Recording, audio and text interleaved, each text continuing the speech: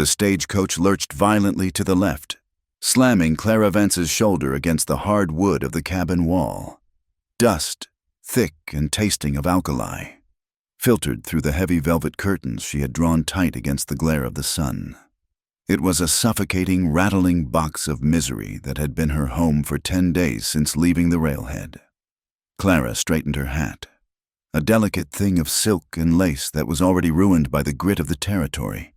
Her gloved hands rested on her lap, clutching a small leather valise as if it contained the crown jewels. It did not.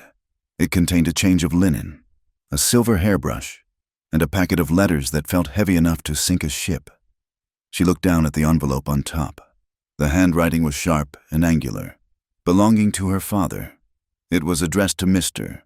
Elias Thorne, merchant and banker, Cottonwood Creek. It was a bill of lading. Clara thought with a bitter twist of her lips. She was the cargo. Opposite her sat a man named Mr.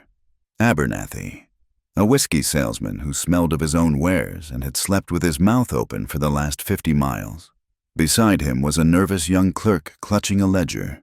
They were strangers, yet they shared this rolling purgatory across the endless plains. Clara turned her gaze to the sliver of window. The landscape outside was terrifying in its emptiness. Back in Boston, the world was made of brick, cobblestone, and the comforting claustrophobia of society. Here, the land stretched out like a brown ocean, rippling with dry grass and sagebrush until it hit the bruised purple of distant mountains. The sky was too big. It felt as though it could lean down and swallow a person whole without leaving a trace. She closed her eyes, trying to block out the rhythmic creak of the wheels. She was running. That was the truth she kept hidden beneath her high collar and stoic expression. Her father had called it a new beginning. He had called it a respectable match for a girl who had lost her prospects. Clara knew better. She was being exiled. The memory rose unbidden, as it always did when she was tired. The parlor, the heavy smell of cigar smoke, the man whose hands had been too rough, too demanding, and the way her father had looked at her afterwards, not with sympathy, but with cold calculation. She was damaged goods now. The scandal had been hushed up, bought off with silence and a train ticket west. Elias Thorne was a man who needed a wife to host his dinners, and he was far enough away not to know that Clara Vance was a woman who flinched when a man raised his voice. The coach slowed, the brake blocks screaming against the iron rims of the wheels. Mr. Abernathy snorted awake, wiping his chin. "We stopping?" He grunted. The driver, a grizzled man named Silas, who had barely spoken 2 words to Clara since they departed, shouted something unintelligible from the box above. Clara felt a shiver that had nothing to do with the temperature. The air had changed. The relentless sun was being smothered by a bank of clouds climbing rapidly from the west, dark as a bruise. "Storm coming," the clerk squeaked, peering out. Silas yelled again, cracking his whip. The horses surged forward, jerking the coach. Then the world exploded. It started with a crack, sharp and dry, like a branch snapping, but louder. The glass of the window next to Mr. Abernathy shattered inward. He made a wet, choking sound and slumped forward, a red blossom expanding rapidly on his white shirt front. Clara screamed. It was a sound torn from her throat, raw and undignified. The clerk dove to the floorboards, curling into a ball. "Bandits!" Silas roared from above, followed by the deafening boom of a shotgun. The coach swerved wildly. Clara was thrown across the seat, landing hard on the floor next to the clerk's trembling form. Dust billowed up through the floorboards. Outside, horses screamed, a high, terrifying sound, and more gunshots erupted, pinging against the wood of the carriage. "Stay down!" Clara hissed at the clerk, though he needed no instruction. He was sobbing quietly. She pressed her hands over her ears, squeezing her eyes shut. The noise was overwhelming. The shouting, the gunfire, the thunder of hooves circling the wagon. It brought it all back. The helplessness, the violence of men who took what they wanted. She saw the parlor again. She felt the heavy weight of a body pressing her down. The coach rocked violently and then slammed into something hard. Wood splintered. The vehicle tipped, hanging suspended for a terrifying second before crashing onto its side. Clara was thrown against the door, her head striking the frame. Darkness danced at the edge of her vision. She lay there, stunned, coughing in the cloud of dust that filled the overturned cabin. Silence fell, heavy and sudden. Then, heavy boots crunched on the gravel outside. "Check the driver," a rough voice commanded. "Get the strongbox." Clara's heart hammered against her ribs like a trapped bird. She looked at Mr. Abernathy. He was dead, his eyes staring blankly at the ceiling, which was now the wall. The clerk was frozen in terror. Someone grabbed the handle of the door above them, the one facing the sky, and wrenched it open. "Well now," a voice sneered. "Look what we have here." A face appeared in the opening, covered by a dirty bandana, eyes crinkled with malice. A gun barrel poked down. "Toss up the valuables. Rings, watches. Be quick about it." Clara's fingers fumbled to pull off her gloves. Her mother's ring. She had to hide it. Suddenly, a rifle shot cracked through the air. It was different from the pistols. Deeper. Resonant. The man in the doorframe jerked violently and fell backward, disappearing from view. More shouting outside.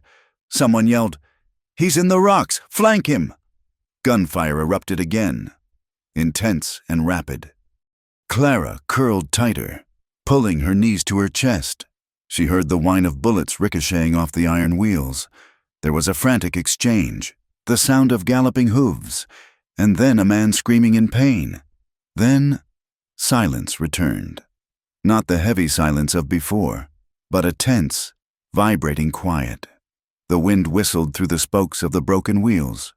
"Hello, the coach," a deep voice called out. It was low, steady, and lacked the cruelty of the bandit's tone. "Anyone alive in there?" Clara looked at the clerk. He was unable to speak. She swallowed the bile in her throat and forced herself to answer. "Yes," she croaked. Her voice was too weak. She tried again. Louder. "Yes, we are here. Stay put." Footsteps approached slowly. A face appeared in the open door above. It was not a bandit. He wore a hat that had seen years of rain and sun. The brim pulled low. His face was a landscape of its own. Tanned leather skin, a jawline that looked carved from granite, and eyes the color of flint.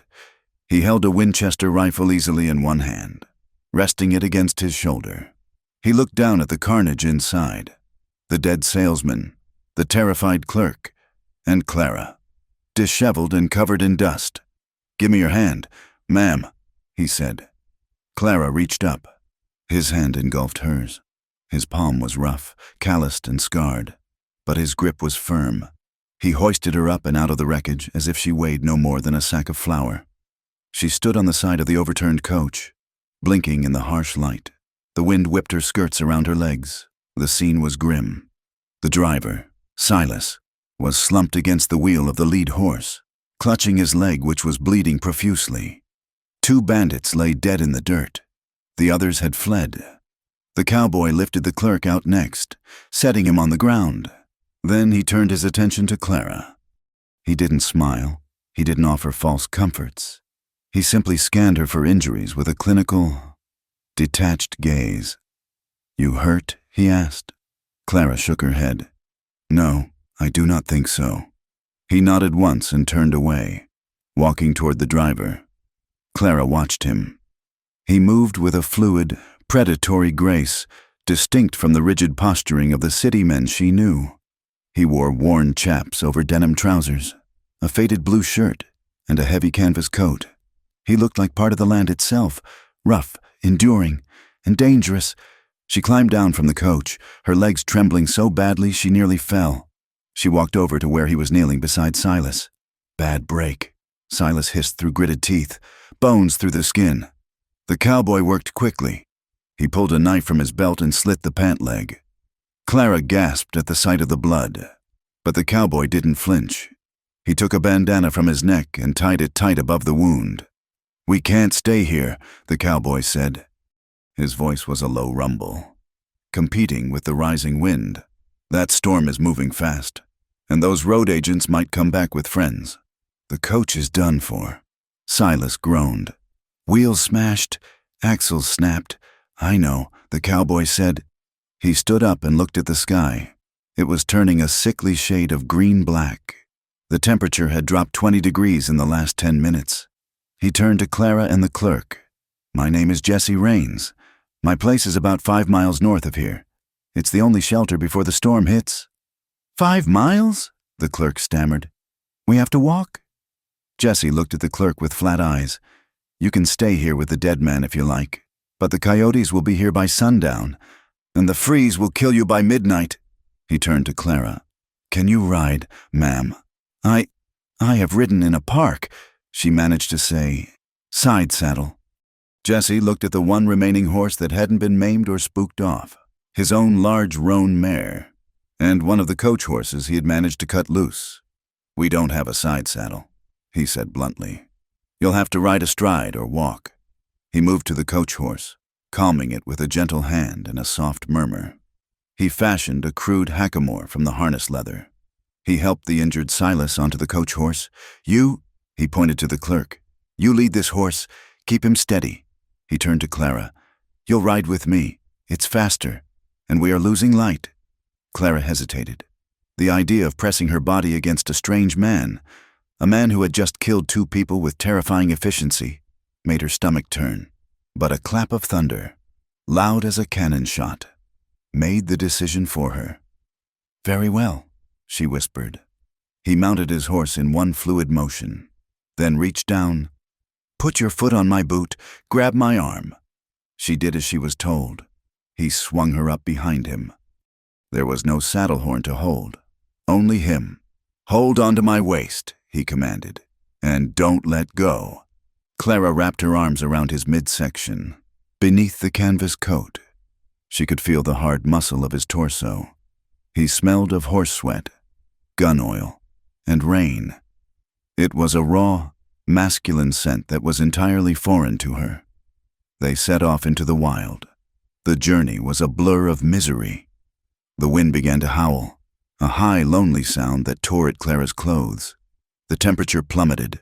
The comfortable warmth of the stagecoach seemed like a dream from another life. Clara's fine kid boots were thin as paper. Her feet began to numb within the first mile. The silk of her dress offered no protection against the biting wind. She buried her face in the back of Jesse's coat, trying to steal his warmth.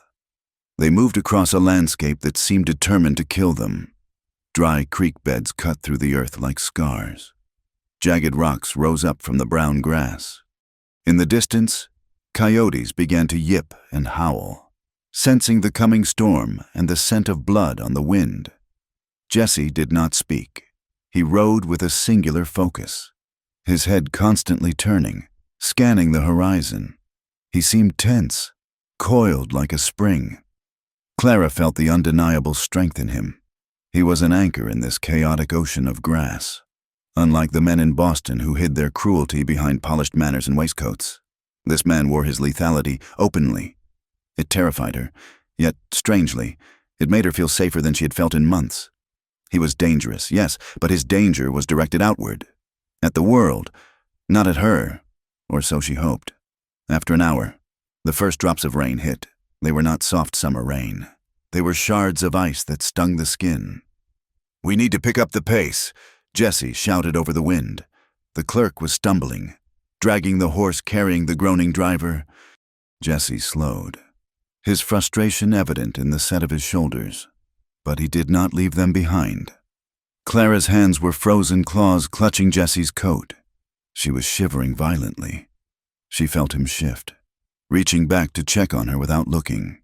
His hand brushed her knee, a brief, impersonal touch to ensure she hadn't fallen off. Suddenly, a bolt of lightning split the sky, striking the ground less than a mile away. The thunder was immediate, shaking the very earth beneath the horse's hooves. The mare danced sideways, but Jesse controlled her with iron thighs and a firm hand. There, he yelled, pointing. Through the curtain of gray rain, Clara saw a structure. It sat low to the ground, hunkered down against the wind. It was a cabin made of rough-hewn logs with a sod roof from which smoke was barely escaping the wind's grasp. It looked hideous. It looked like a palace. They reached the door just as the heavens fully opened. The rain turned into a deluge of sleet and water. Jessie swung down from the saddle and pulled Clara off. Her legs gave way immediately, numb and useless. He caught her, holding her upright for a moment. "Get inside," he ordered, pushing her toward the door. He stayed out to help the clerk and Silas. Clara stumbled into the cabin. It was dark inside, lit only by the embers in a small cast-iron stove. The air smelled of wood smoke, stale coffee, and dry earth. It was one room. There was a single narrow bed in the corner, a rough table, one hard chair, and shelves lined with tins. It was intimate, too intimate. The door banged open, and the men spilled in, bringing the storm with them. Jessie carried Silas, laying him carefully on the floor near the stove. The clerk collapsed in the corner, shivering and weeping silently. Jessie moved with efficient haste. He barred the door against the wind. He stoked the fire, adding logs until the stove roared. He lit a kerosene lamp, the yellow light throwing long, dancing shadows against the log walls. He turned to Clara. "You're soaked." She stood by the table, water pooling around her boots. Her dress was heavy, clinging to her skin. She began to shake, her teeth chattering so hard her jaw ached. Jessie opened a wooden chest at the foot of the bed. He pulled out a rough wool blanket and tossed it to her. "Get those wet things off," he said, turning his back to attend to Silas's leg. "Wrap up in that." Clara stared at his back.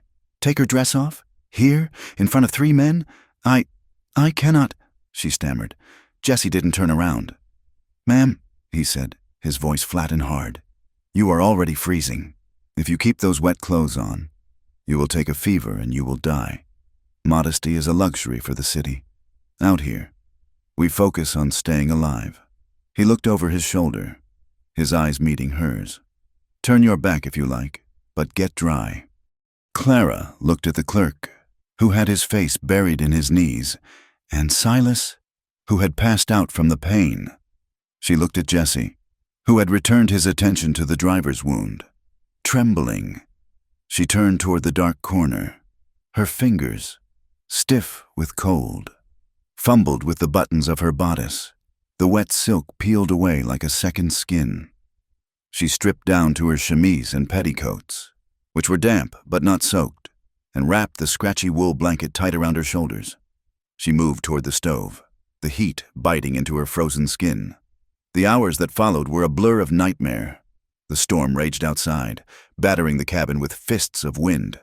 The timber groaned. Thunder shook the floorboards. Jessie worked on Silas, cleaning the wound with whiskey and binding it with strips of clean cloth. He moved the clerk closer to the fire. He made coffee, the strong, bitter smell filling the small space. He barely looked at Clara. He seemed to be deliberately ignoring her, giving her what little privacy he could in the tiny room. But his presence filled the space. He was large, solid, and undeniably male. Night fell, absolute and crushing. The lamp flickered. The clerk fell asleep from exhaustion. Silas was unconscious. It was just Clara and Jessie, awake in the howling dark. "You should sleep," Jessie said. He was sitting on the floor, his back against the wall, whittling a piece of wood with a long knife. Clara sat on the edge of the narrow bed. She couldn't sleep. Every crash of thunder sounded like a gunshot. Every moan of the wind sounded like a scream. Her mind was fraying. The terror of the ambush, the near death on the plains, and the crushing weight of her past were colliding. She looked at Jessie. He was the only solid thing in her world. She thought of the letters in her valise, the contract. She thought of her father's cold eyes. She thought of the man in the parlor who had taken her innocence and left her feeling like a discarded husk. She was damaged. She was nothing, just a bargaining chip. And now, she was trapped in the wild with a man who could do whatever he wanted, and no one would ever know.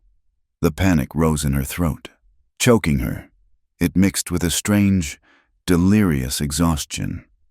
She felt a desperate need to be defined, to be touched, to be acknowledged as existing. Even if it wasn't the only way she had been taught she was useful. If she was going to be ruined, she wanted to choose it. She wanted to feel alive before the cold swallowed her completely. "Jesse," she whispered. He looked up. The knife stopped moving. "Yes?" Clara stood up. The blanket slipped from her shoulders, revealing her in her thin white undergarments, illuminated by the firelight. She was shivering, but not from cold. She took a step toward him. He went still. His eyes widened slightly, tracking her movement. "What are you doing?" Clara's voice was a broken thing. "A shard of glass. I can't stand the noise. I can't stand the dark." She dropped to her knees in front of him. He smelled of smoke and rain. He looked at her with a mixture of confusion and wariness. "Please," she whispered. Her hand reached out, trembling, to touch the rough denim of his knee. Jesse flinched as if she had burned him. "Clara." "Don't. I am nothing," she rushed on, the words spilling out in a torrent of shame. "You saved me. I belong to you now. That is how it works, isn't it? My father sold me to a banker. I would rather it be you." She looked up at him, her eyes wide and wet, pleading. "Take me to your bed. Jesse, please. If I can't feel something real, I think I will die. I will just fade away into this empty land." She leaned forward, her hand moving up his leg. "Make me feel alive. Use me. I don't care. Just don't leave me alone in the dark." Jesse froze. His throat worked as he swallowed hard. His hands, usually so steady, were shaking. He looked at her, really looked at her. He saw the curves of her body, the pale skin, the desperate, frantic heat in her eyes. He was a man who had been alone for a long time. The desire hit him like a physical blow, a sudden rush of blood that made his head spin. It would be so easy. She was offering, she was begging, but then he saw the horror behind the desire. He saw the shattered look of a beaten animal trying to appease its master. He realized with a jolt of sickness that she didn't want him. She wanted obliteration. She thought this was all she was worth. He caught her wrists. His grip was hard, stopping her hands. "Stop!" he grated out. His voice was rough, strained. "Jesse, please." "No!"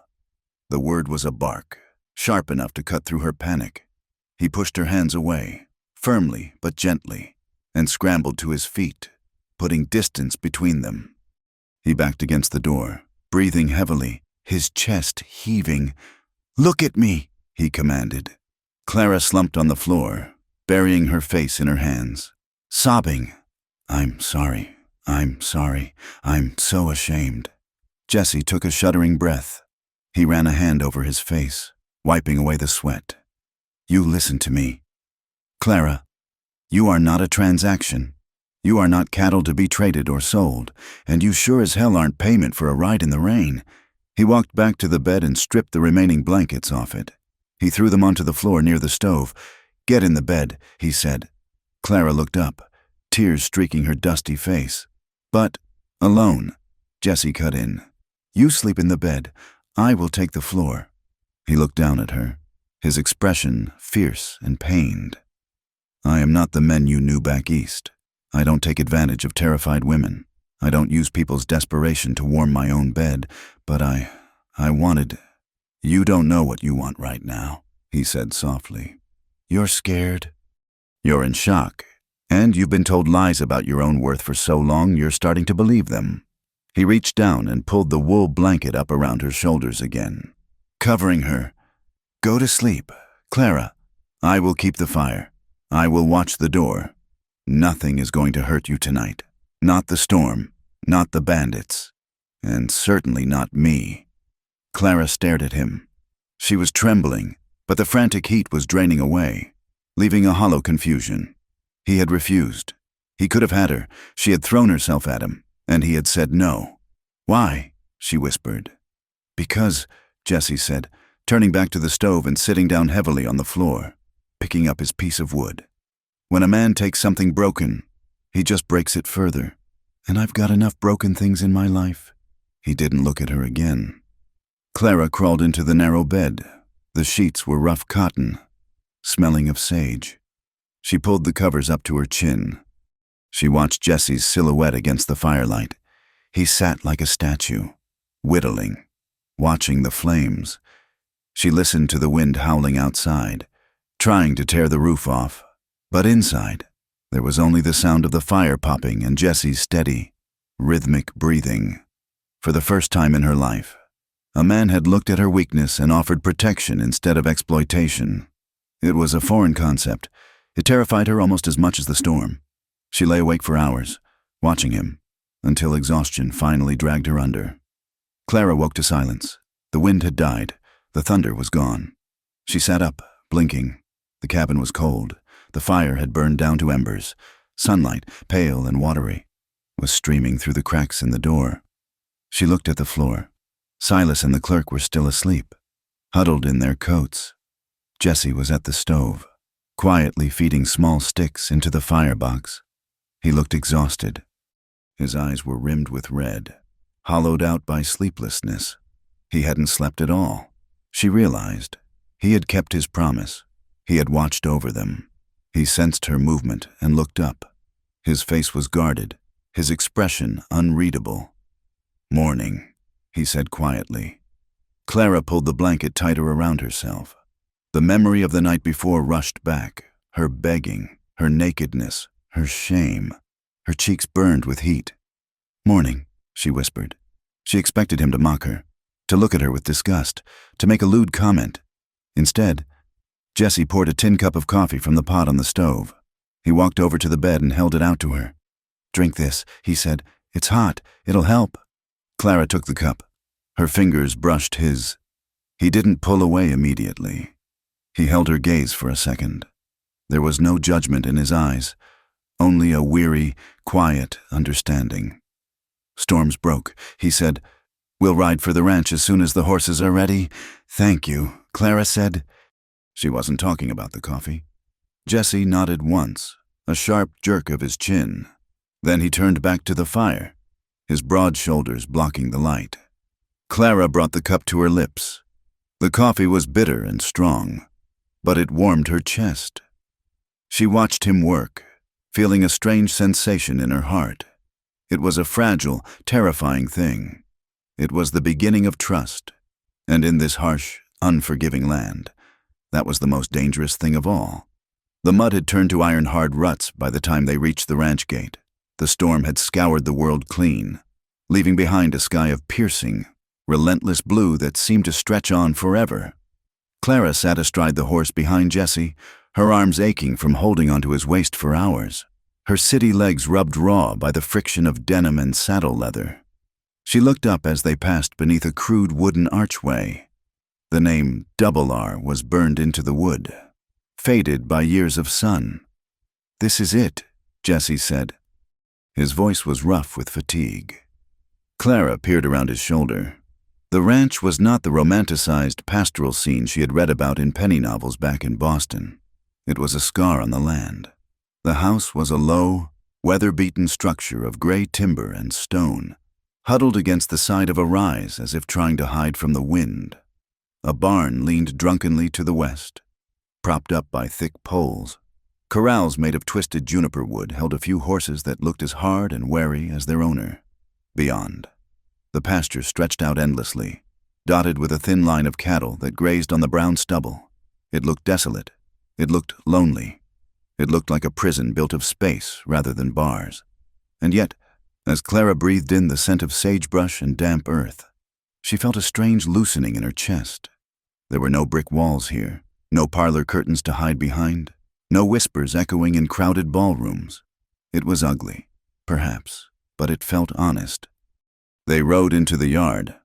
A few chickens scattered, clucking indignantly. A spotted dog limped out from the shade of the porch, gave a low woof of recognition, and wagged its tail slowly.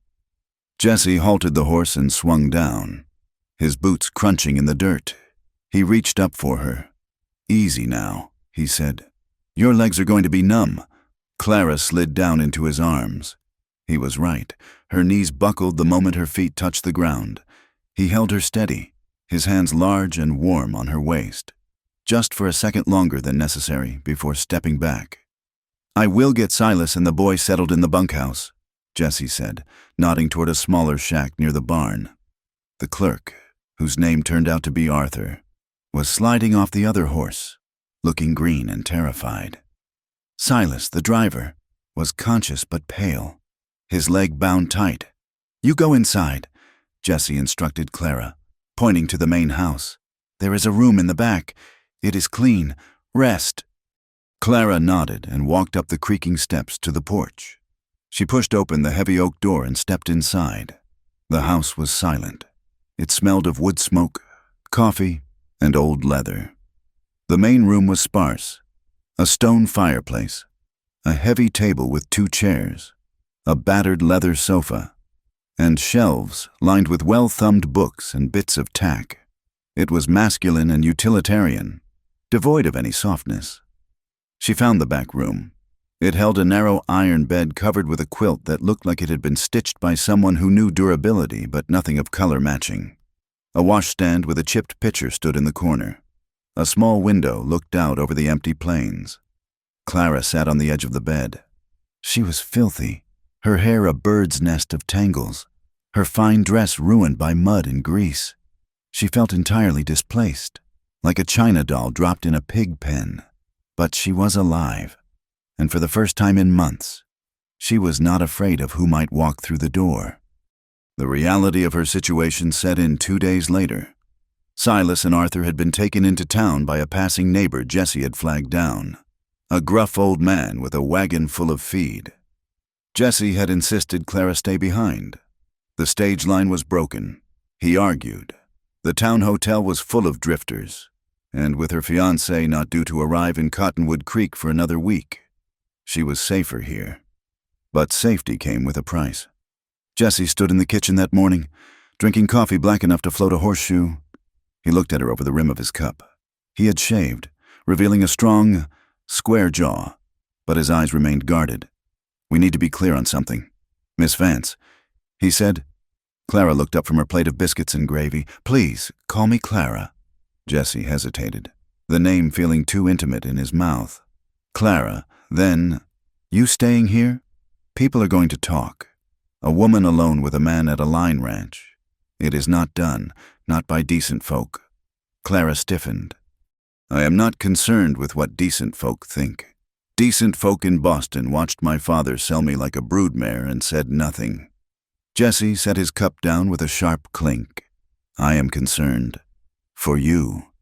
You have a fiancé coming. A banker. Men like that care about reputation more than they care about the truth. If he hears you are out here playing house with a rancher—" "I am not playing house," Clara interrupted, her voice sharp. "I am surviving. You saved my life. Jesse, I have nowhere else to go." Jesse sighed, running a hand through his dark hair. "I know. And you are under my protection. I gave you my word. And I keep it. No one will touch you here. And I won't expect anything from you. You understand?" He was looking at her intensely, making sure she remembered the night in the cabin, making sure she knew he hadn't forgotten her desperate offer, and that he wouldn't hold her to it. "I understand," Clara said softly, looking down at her hands. "Good. But until we can get you to town properly, without scandal, you are going to have to pull your weight. I can't wait on you. I have cattle to move and fences to fix." "I can work," Clara said, lifting her chin. Jesse looked at her soft, pale hands and the determined set of her jaw. He almost smiled, but checked it. "We will see." The work was brutal. It was a violence against the body that Clara had never conceived of in her life of embroidery and piano lessons. Her first task was fetching water. The pump was located 50 yards from the house, an iron monstrosity that seemed frozen in place. The wind on the plains never stopped. It was a living thing that shoved and bit. Clara grabbed the heavy tin buckets. The handles dug into her palms immediately. She marched out to the pump, the wind whipping her skirts around her legs, tangling the fabric. She grabbed the iron handle and heaved. It didn't move. She gritted her teeth and threw her entire weight onto it. It shrieked, a metal groan, and water sputtered out, ice cold and brown at first. It took her 10 minutes to fill the buckets. Carrying them back was worse. Water sloshed over the sides, soaking her boots and the hem of her dress. The cold seeped through the leather instantly. Her shoulders screamed in protest. She had to stop 3 times to catch her breath. the dust of the yard coating her throat. Jesse was near the barn, shoeing a horse. He paused, hammer in hand, watching her. He didn't offer to help, he just watched. Clara felt his eyes on her. A flash of anger warmed her blood. She would not let him see her fail. She picked up the buckets and marched the rest of the way to the porch, heaving them up the steps with a groan of exertion. By the end of the week, her hands were unrecognizable. Her knuckles were red and cracked from the dry air and cold water. She had blisters on her palms that broke and bled and calloused over. Her fingernails were broken. She learned to hang laundry in a gale-force wind, fighting wet sheets that snapped like whips. She learned that cooking on a wood stove was an art form. Her first batch of beans was burnt on the bottom and raw in the middle. Her first loaf of bread could have been used as a doorstop. Jesse ate it anyway. One evening, he found her sweeping the porch. She was attacking the dust furiously, sending clouds of it into the air, coughing as she worked. "You are fighting the wind." "Clara," he said, stepping up onto the porch. She stopped, leaning on the broom, sweat streaking the dust on her face. "It keeps coming back. It always comes back," Jesse said. He took the broom from her hands. His fingers brushed hers, rough against rough. "Look at the grass," he said, pointing to the pasture. "See how it lays?" Clara nodded. "Wind comes from the west today. You sweep east. You work with the land, not against it. If you fight this place, it will break you." He demonstrated long, slow strokes that kept the dust low and moved it away with the breeze. Clara watched his hands. They were scarred, capable, and gentle with the tool. "Here," he said, handing the broom back. "Try." She mimicked his motion. It was easier. The dust obeyed. "Better," he said. He stood close to her, smelling of horses and tobacco. For a moment, neither of them moved. The vast silence of the plains surrounded them. Clara looked up at him, and she saw something flicker in his eyes. Respect, perhaps, or maybe something warmer. "Supper is in an hour," he said abruptly, and turned to walk toward the barn. The following Tuesday, Jessie decided she needed to learn to ride properly. If you are going to live out here, even for a week, you need to know how to handle a horse without falling off, he said. And none of that side saddle nonsense. It is dangerous on this terrain. He saddled a gentle mare named Bess. He adjusted the stirrups for Clara's height. She wore a split riding skirt she had fashioned from an old pair of his trousers and her own ruined dress, a necessity that made her feel scandalously exposed. Though Jesse kept his eyes strictly on the horse's tack, he taught her how to sit deep, how to move her hips with the animal's gait. "Relax," he commanded, walking alongside the horse as they moved out into the pasture. "You are stiff as a board. The horse can feel your fear." "I am not afraid." Clara lied. "You are terrified. It is all right. Fear keeps you sharp. Panic gets you killed." They rode out toward a ridge about a mile from the house. The sun was high and hot. The smell of sage was overpowering. Clara was beginning to get the rhythm of it, the feeling of power that came from controlling such a large animal. Suddenly, Bess shied violently to the left. A dry rattle, like shaking seeds in a gourd, erupted from a clump of brush. "Snake!" Jesse yelled. Clara lost her stirrup. The sudden motion threw her balance. She tipped sideways, sliding dangerously off the saddle. She grabbed for the mane, missing. The ground rushed up to meet her. An arm made of iron caught her around the waist. Jesse had spurred his own horse alongside hers in a split second. He hauled her off the spooked mare and pulled her across onto his own saddle, dragging her against his chest. "Whoa!" he shouted at the horses. "Easy!" The animals danced and snorted, kicking up dust, but Jesse held them steady. Clara was crushed against him.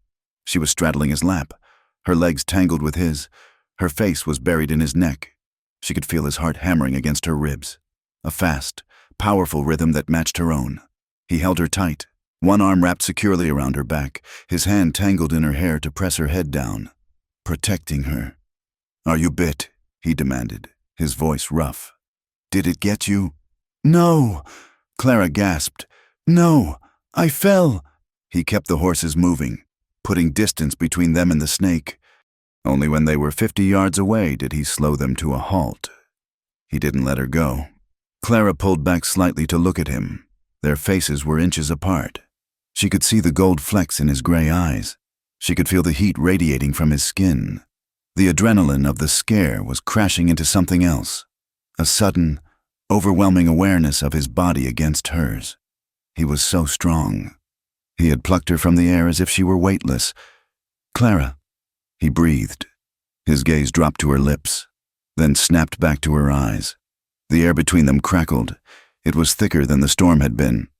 Clara felt a pull in her belly, a sharp ache of desire that terrified her more than the snake had. This wasn't the transactional desperation of the cabin. This was want, pure and simple. She saw his hand tighten on her waist. She saw him lean in, just a fraction of an inch. Then, his jaw clenched tight, a muscle feathered in his cheek. He abruptly shifted, gripping her arm. "You're all right," he said. His voice was cold, flat. He swung his leg over the saddle and dropped to the ground, then reached up to help her down. He didn't look at her. "Get back on Bess," he said, walking over to catch the mare's reins. "The snake is gone. We finished the lesson." Clara stood in the dust, her legs shaking, watching him shut down, watching him rebuild the wall between them brick by brick. That night, the silence in the house was heavy. They sat at the small kitchen table by the light of a kerosene lamp. The wind was picking up outside, rattling the window panes. Clara stared into her coffee cup, the near miss on the horse, the feel of his arms. It hung in the room like smoke. "Why do you hate it?" she asked suddenly. Jessie looked up, startled. "Hate what? Me touching you, or us being close? You pull away as if I am diseased." Jessie sighed, scrubbing a hand over his face. "I don't hate it, Clara. That is the problem." He stood up and walked to the window, staring out at the darkness. "You are a lady. You have a father and a fiancé and a life in a world I don't belong to." "My father," Clara said bitterly, "is a man who looks at a ledger more than he looks at his daughter." She turned in her chair to face his back. "Do you know why I was sent here, Jessie? Why I was on that stagecoach?" Jessie didn't answer, but he didn't move away. "I was compromised. In Boston, there was a man, a partner of my father's. He drank too much brandy one evening when he came to discuss business. He found me in the parlor." Clara's voice trembled, but she forced the words out. "He didn't finish it. The servants heard me screaming, but he tore my dress. He put his hands on me. And when my father came in, he didn't strike the man. He apologized to him. He apologized for my hysteria." She let out a harsh, dry laugh. "The next day, the whispers started. I was a loose. I was a temptress. I was ruined. My father told me I had humiliated him, so he made a deal with Elias Thorne. Thorne needed a wife to look pretty in his new house in the territory. He didn't care about the rumors as long as the dowry was fat enough." Clara stood up and walked toward Jessie. "So when I begged you in that cabin, when I asked you to take me, it was because I thought I was already broken. I thought I might as well choose who broke me this time. I wanted it to be you, because you were the only man who had ever tried to save me." Jessie turned around slowly. His face was a mask of fury, but the rage wasn't directed at her. His fists were clenched so tight his knuckles were white. "If I ever meet your father," he said, his voice a low, dangerous rumble, "I will kill him." He took a step toward her, then stopped. "You are not broken, Clara. You are the strongest woman I have ever met. You are surviving this land. You are surviving me." "What about you?" Clara asked softly. "You look at this land like it's a graveyard." "It is," Jessie said. He walked back to the table and sat down heavily. 5 years ago, he began, staring at the flame of the lamp. "I had a wife, Sarah, and a baby girl. Mary." Clara's breath hitched. "You never said. I brought them out here. I wanted to build something. A legacy." Jessie's voice was flat, devoid of emotion, which made it all the more heartbreaking. "It was a bad winter, worse than usual. The fever hit them both. I tried to get the doctor from town. but the drifts were 6 feet deep. I couldn't get through. He looked at his hands. The hands that could shoe a horse or shoot a bandit, but couldn't save his family. I sat in this room and listened to them cough until they stopped. I buried them on the hill behind the barn. The ground was so frozen I had to use a pickaxe. He looked up at Clara, his eyes full of ancient, jagged pain. This land takes what you love. Clara, if you are not careful, and sometimes even if you are. I couldn't protect them. I wasn't enough. He shook his head. That is why I can't touch you. I ruin everything I try to hold. I am dangerous to the things I care about. Clara reached across the table. She covered his scarred, clenched fist with her battered, healing hand. You are not a curse. Jesse, she whispered, you are just a man, and you are not alone. He looked at her hand on his. He didn't pull away this time. He turned his hand over, interlacing his fingers with hers. They sat there in the lamplight, 2 wounded people holding onto each other across a table of rough wood, while the wind howled outside, trying to get in. 3 days later, they had to go to town. The flour was gone, and they were low on coffee. They rode into Cottonwood Creek side by side. It was a dusty collection of false front buildings, a church with a peeling steeple, and a saloon that seemed to be the only thriving business. As they rode down the main street, Clara felt the change in the air. On the ranch, they were just Jesse and Clara. Here, they were a spectacle. Women in bonnets paused on the boardwalk, whispering behind their hands. Men leaning against the livery stable posts spat tobacco and watched them with hooded eyes. That the city girl? Someone muttered loud enough to be heard. The one whose fiancé is coming? Looks like she's already found herself a bed warmer. Another voice laughed. Clara kept her head high, staring straight ahead, but the words hit her like stones. She felt the heat rising in her cheeks. Whore, ruined, easy. The labels from Boston had followed her here, carried on the wind. They tied the horses in front of the general store. As Jesse helped her down, a woman walking past with a basket of eggs sniffed loudly and steered a wide arc around them, pulling her skirts aside as if Clara were contagious. Jesse went stiff. He turned slowly to face the woman. Morning, Mrs. Gable, he said. His voice was polite, but there was steel underneath it. The woman didn't answer, just hurried away.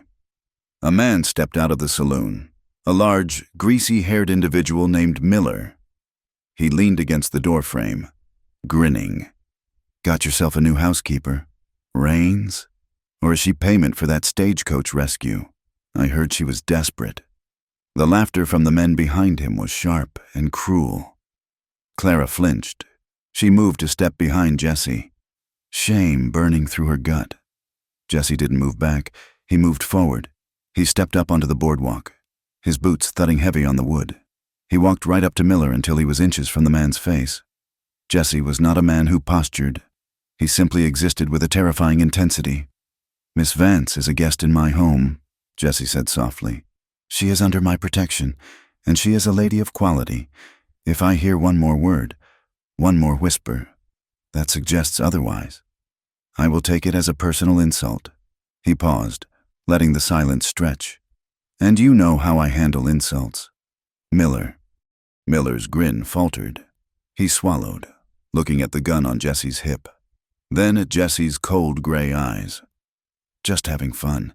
Jesse, no harm meant. Jesse stared at him for 3 more seconds, then turned his back. He walked over to Clara, offering her his arm. Shall we get the supplies? He asked, as if nothing had happened. Clara took his arm. Her fingers gripped his sleeve tightly.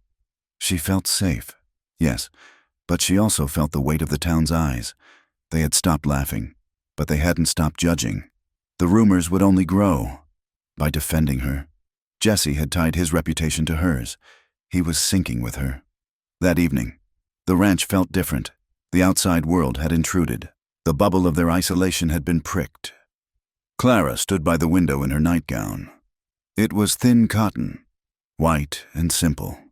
The fire in the grate was dying down. The moon was full, casting a silver light across the floorboards. She felt exposed, The words from town echoed in her mind. Payment, bed warmer. She heard Jesse's boots on the floor. He had come in from the barn. He stopped in the doorway of the main room, seeing her by the window. "Clara?" he said softly. She turned. The moonlight shone through the thin fabric of her gown, outlining the curve of her waist, the slope of her hip. Jesse stood still. He had spent the day fighting for her honor, fighting the urge to smash faces in for her. Now, seeing her here, in his house, looking like an angel carved from moonlight, his resolve began to fracture. "Are you all right?" he asked. His voice was hoarse. "No," Clara said. "I am tired of being afraid. Jesse, I am tired of people deciding who I am." She walked toward him. She moved slowly, giving him every chance to leave. He didn't move. He watched her come, his breathing growing shallow. The gratitude she felt for him was mixing with a fierce, undeniable hunger. He was the only man who saw her, not as a transaction, not as a scandal, but as her. She stopped in front of him. She reached up and placed her hands on his chest. She could feel the heat of him through his shirt. "They say I am yours," she whispered. "Why is that such a terrible thing?" Jesse's hands came up, hovering near her waist, then settling there. His grip was tentative, trembling. "Because you deserve better than a line shack and a broken-down cowboy," he rasped. "I don't want better," she said. "I want you." She rose on her tiptoes.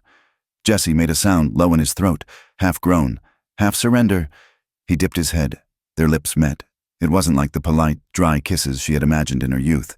It was hot, desperate, and tasting of coffee and need. Jesse kissed her as if he was drowning and she was air. His arms tightened, pulling her flush against him. Clara opened to him, her hands tangling in the hair at the nape of his neck, pulling him closer. For a moment, the world narrowed down to the friction of their bodies, the heat of his mouth, the rough slide of his hands on her back through the thin cotton. Clara felt a rush of power and surrender all at once. She was alive. She was burning. Jesse walked her backward, pressing her against the wall next to the door. His legs slid between hers. The friction sent a shock wave through her. Then, suddenly, he froze. He tore his mouth away, gasping for air, his forehead resting against hers. His heart was hammering like a trapped bird between them. "No," he whispered. "No." Clara tried to pull him back. "Jesse, please." He pushed himself away from the wall, away from her. He staggered back a step, looking at her with wild, tortured eyes. "I can't," he said. "Why?" Clara cried out, the rejection stinging like a slap. "Because you belong to Elias Thorne," Jesse shouted. The name hung in the air like a curse. "You signed a contract. Clara, your father signed it." "In the eyes of the law, in the eyes of God, and in the eyes of this town, you are spoken for. If I take you now, if I touch you, you are ruined for good. Thorne will cast you out. You will have nothing." "I don't care about Thorne," Clara yelled back. "I do," Jesse roared. "Because I won't be the man who destroys your future just because I couldn't control myself for one night." He turned away, gripping the back of the chair until the wood creaked. "Go to your room. Clara, lock the door. Jesse, go." Clara stood there for a moment, chest heaving, tears stinging her eyes.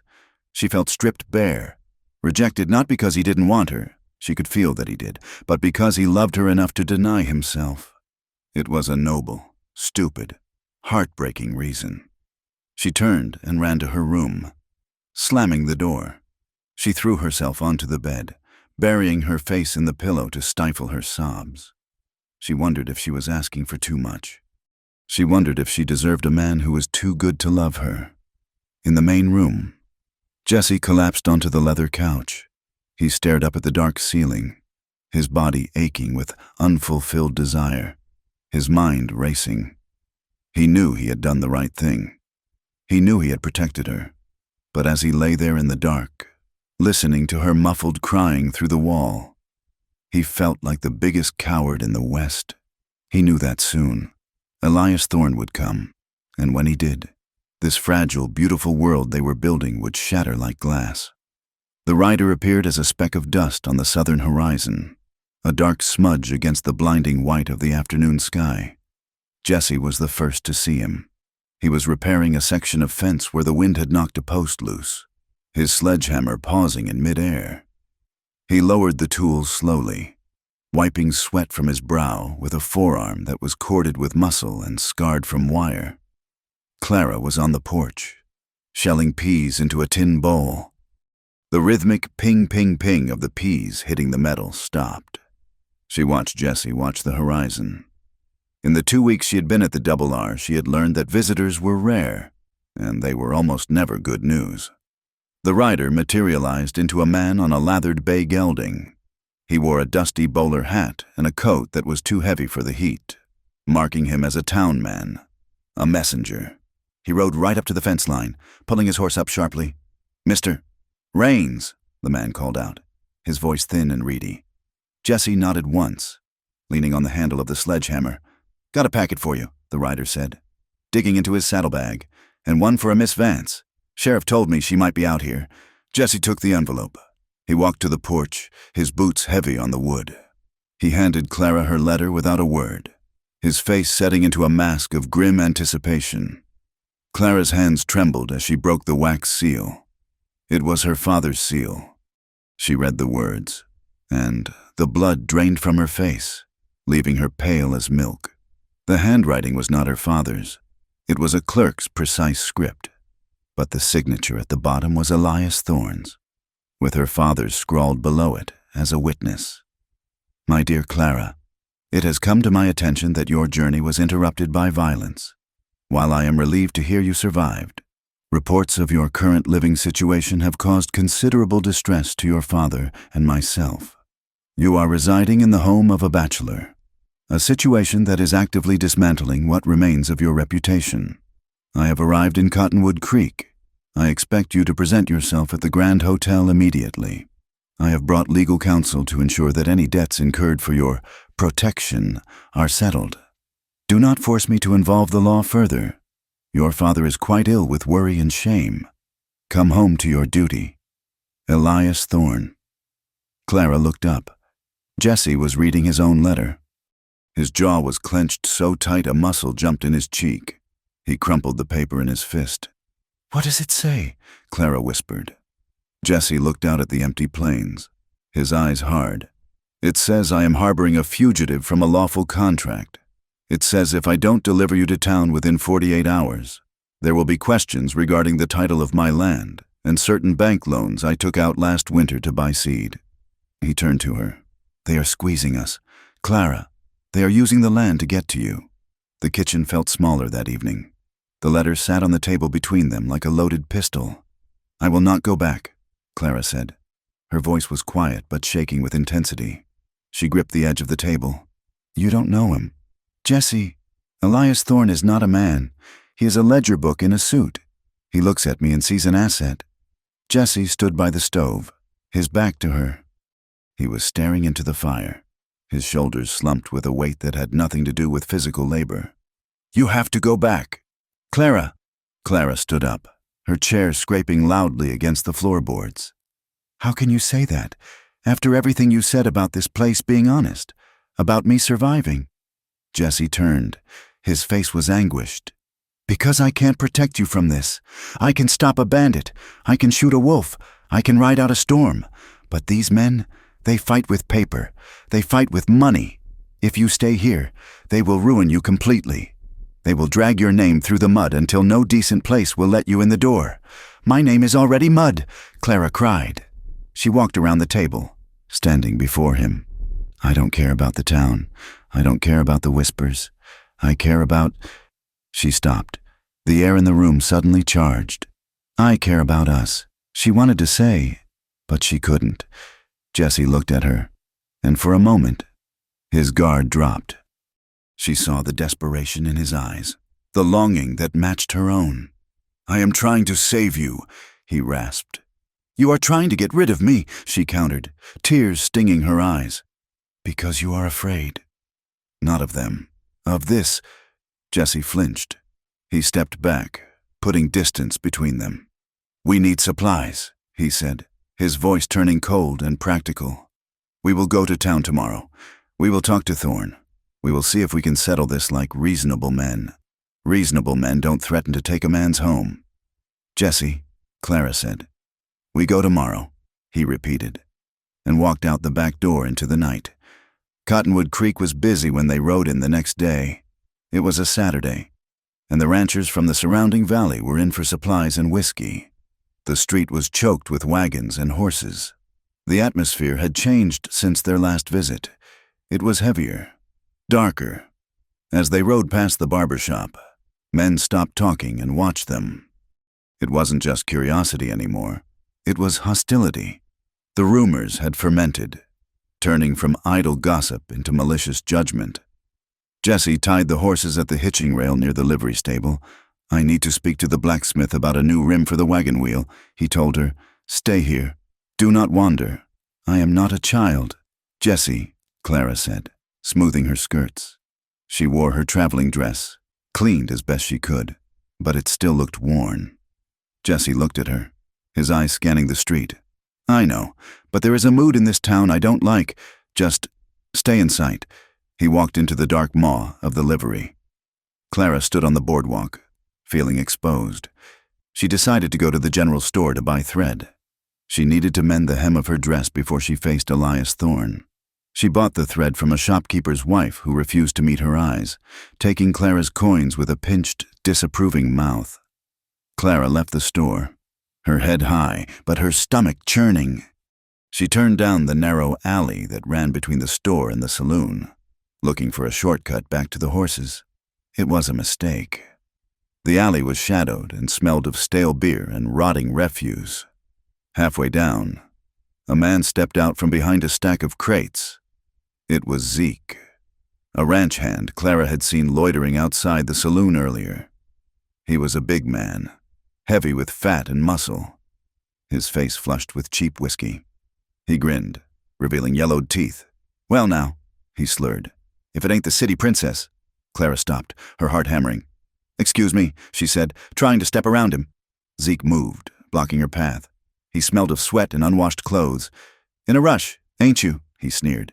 Going back to your cowboy? Or are you looking for a new bed? I heard you ain't too picky about where you sleep these days. Clara's spine stiffened. Let me pass. Zeke laughed.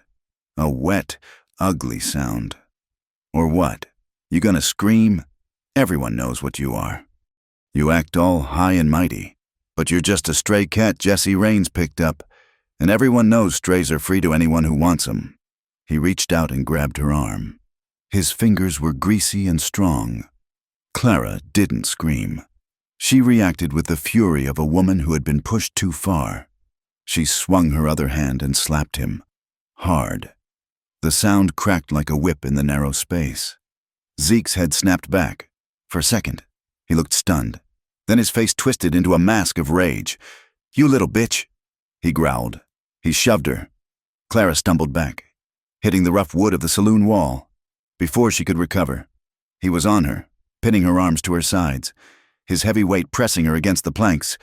I reckon I'll teach you some manners, he hissed, his face inches from hers. Clara fought him. She kicked, she twisted. She tried to bite him, but he was too heavy, too strong. Panic, cold and black, began to rise in her throat. It was the parlor all over again. The helplessness, the violation.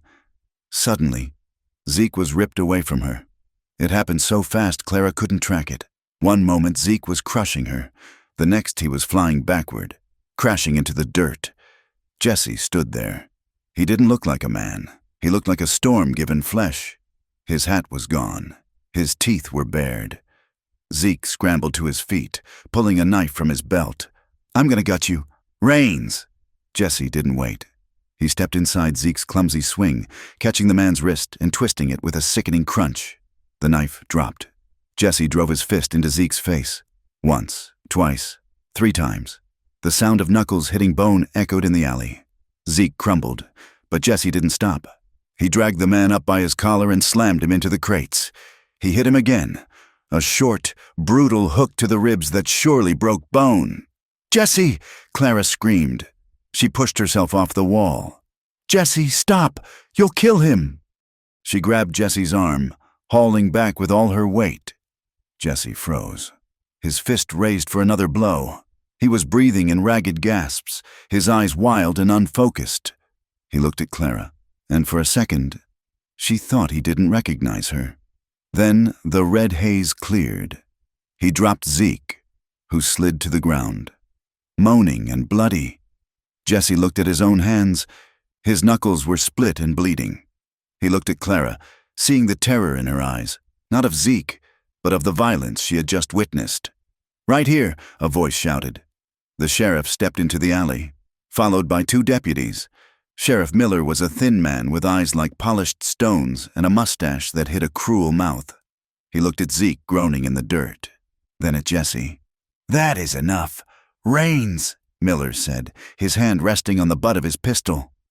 "He attacked her," Jesse snarled, stepping in front of Clara. "I caught him forcing himself on her."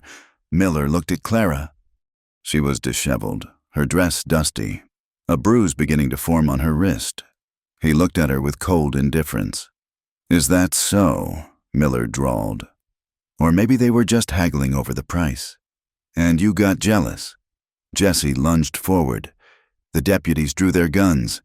"Easy," Miller barked. "You take one more step, Rains, and you will spend the night in a cell, or a pine box."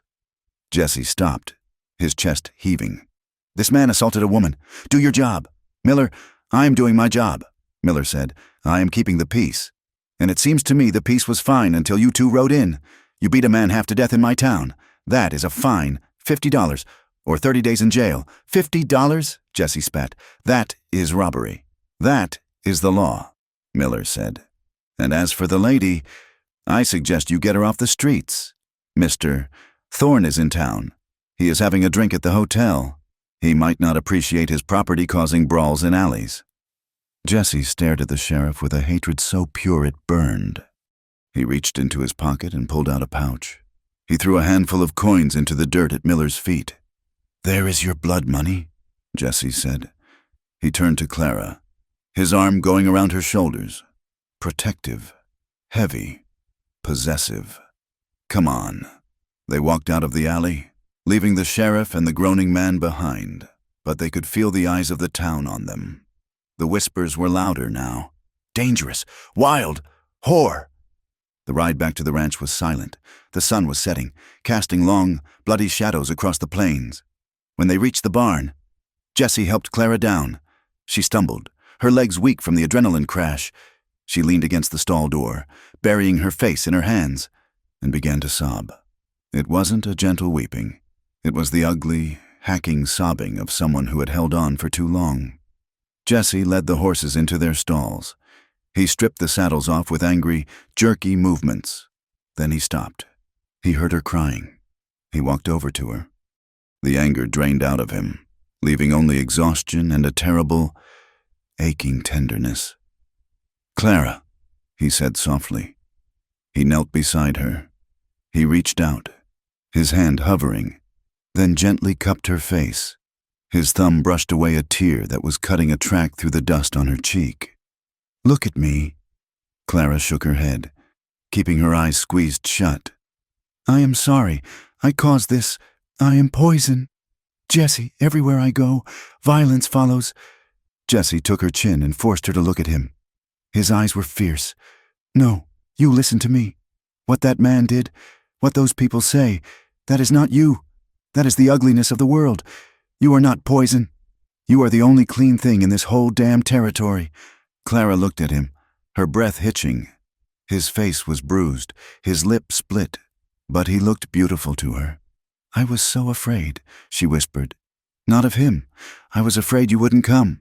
"I will always come," Jesse said. His voice broke on the promise. "As long as I have breath, I will come for you." Clara leaned into his touch. "The only time I feel safe," she choked out, "is when I am with you, even in the storm, even when you are shouting. You are the only safety I have ever known."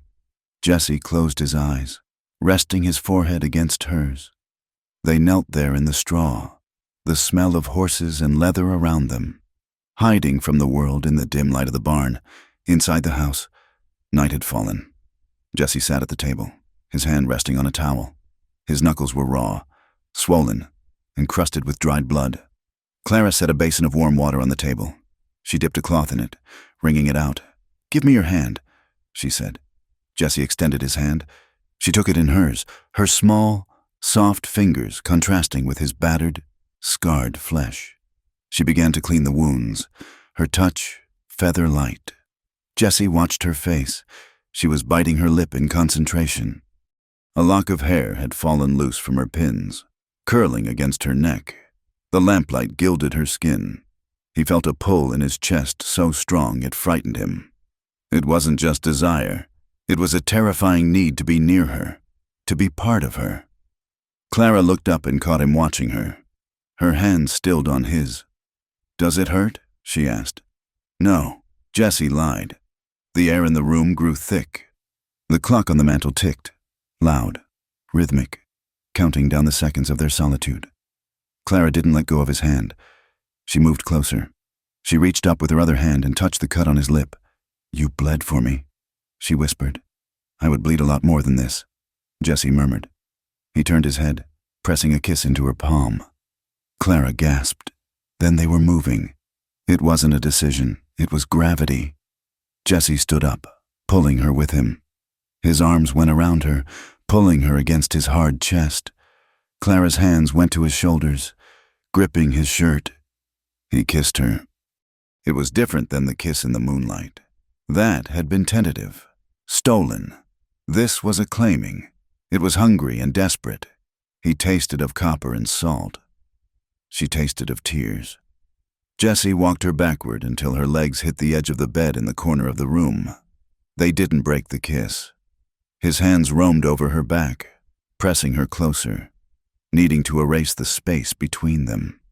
Clara arched into him, a soft sound escaping her throat. She wanted this. She wanted to be obliterated by him, to forget the letter, the sheriff, the alley. She wanted to belong to someone who would bleed for her. They fell onto the bed, the mattress groaning under their weight.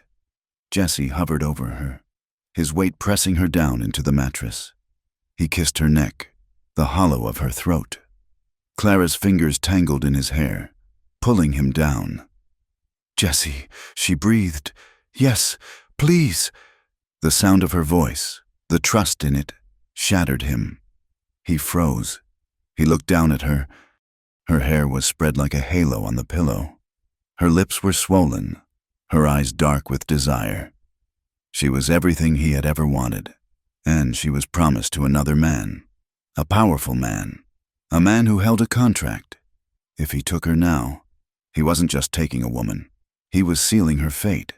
If Thorne found out, and he would find out, Clara would be branded. She would be the fallen woman the town already believed her to be. She would have no future, no recourse, no way back to a life of comfort. She would be trapped here, in this hard land, with a man who could barely keep the wolves from the door. He couldn't do it to her. Jesse shoved himself off the bed as if it were on fire. He stumbled back, his chest heaving. "No," he gasped. Clara sat up, confused, her hand reaching out. "Jesse?" Jesse turned his back to her, gripping the back of the chair. His knuckles turned white. "I can't," he said, his voice ragged. "You want me," Clara said. "I know you do." "I want you more than I want my next breath," Jesse shouted, spinning around. "But I won't do this to you." He pointed at the door. "You have a fiancé in town. You have a father who controls your money, your name, your life. If we cross this line, if we do this, you can never go back. You will be ruined. Clara, truly ruined. And I won't be the one to put that brand on you. I don't want to go back," Clara cried. "You don't know what you want," Jesse yelled. "You are reacting to fear, to the alley, to the letter.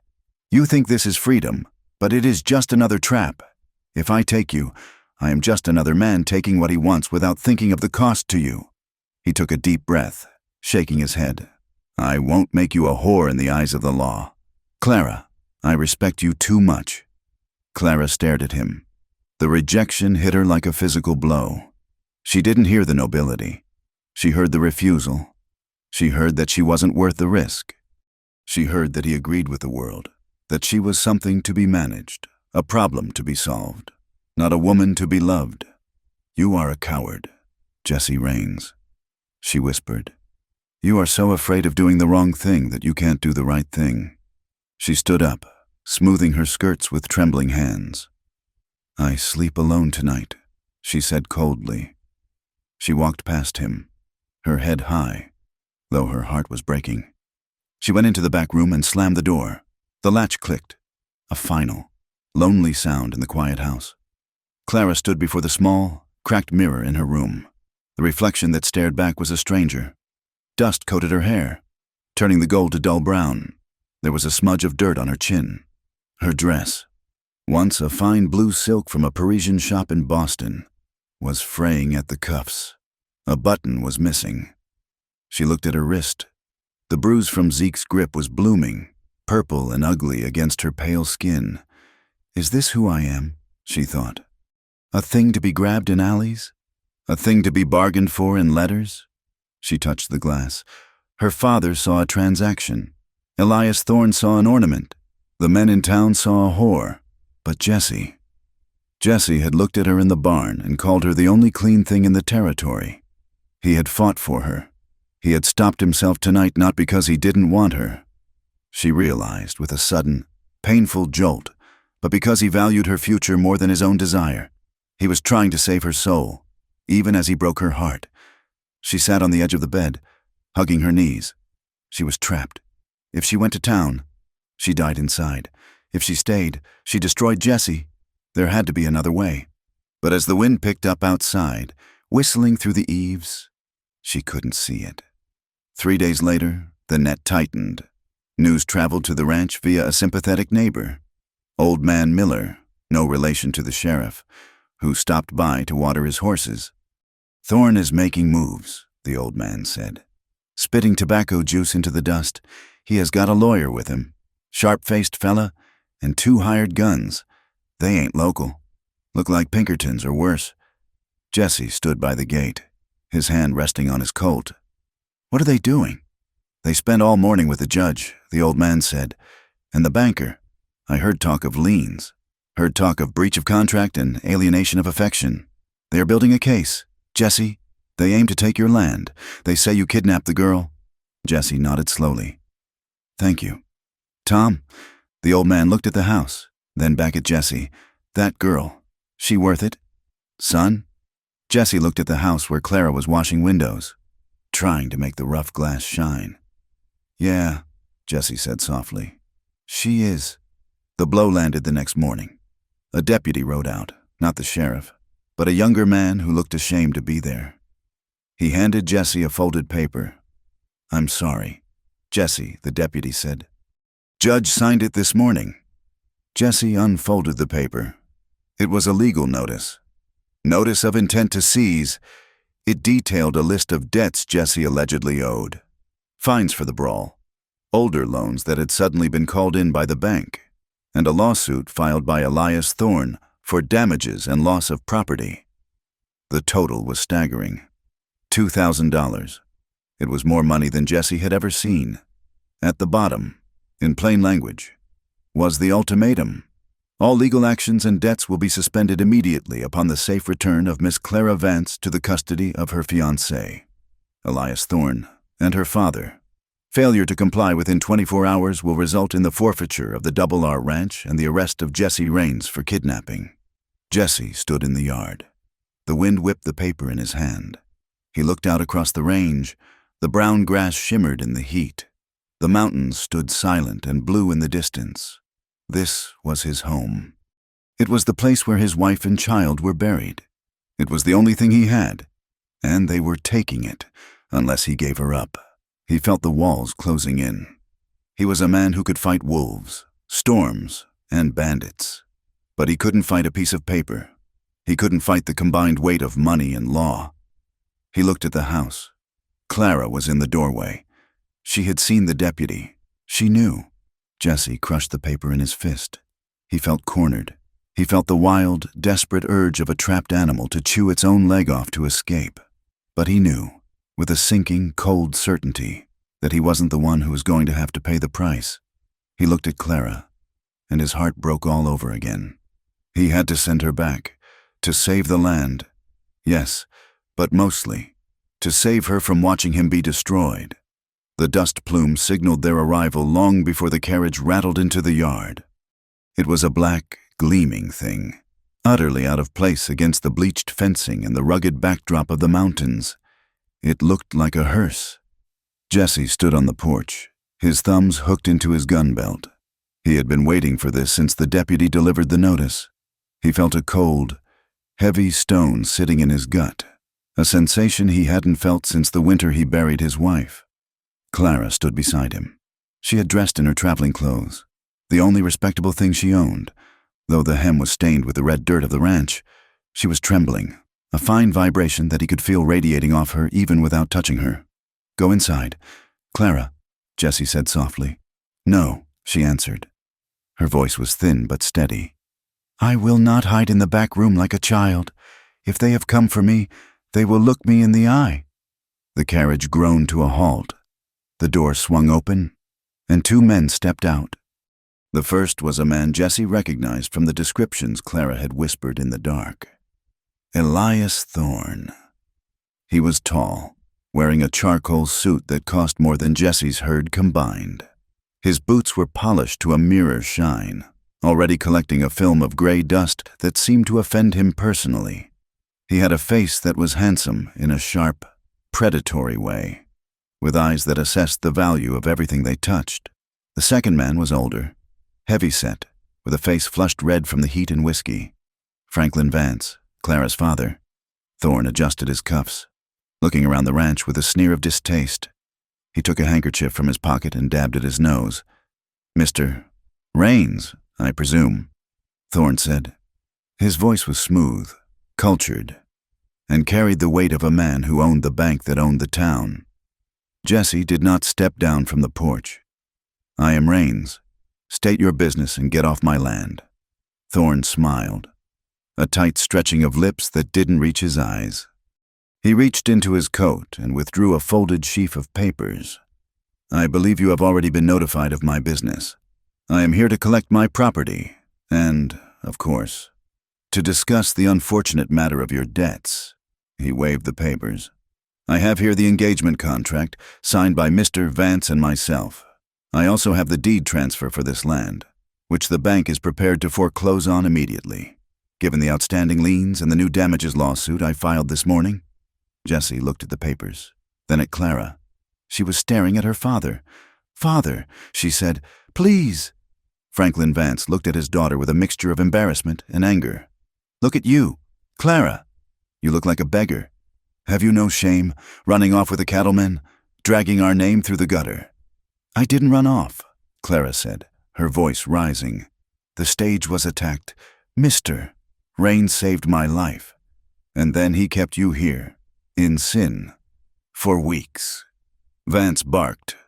"Do not interrupt me. You are coming back to town, and you are going to honor your agreement with Mr. Thorne. It is the only way to salvage what is left of your reputation." "And if she refuses?" Jesse asked. His voice was low, dangerous.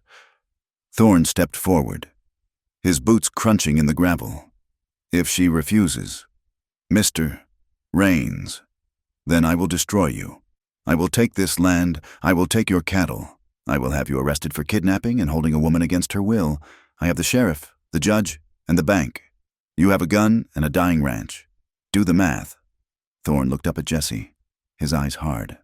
"However," he continued, smoothing his lapel, "if Clara returns with us now, voluntarily, and we are married within the week as planned, I am willing to forgive your debts. I will drop the lawsuit. You can keep your little patch of dirt."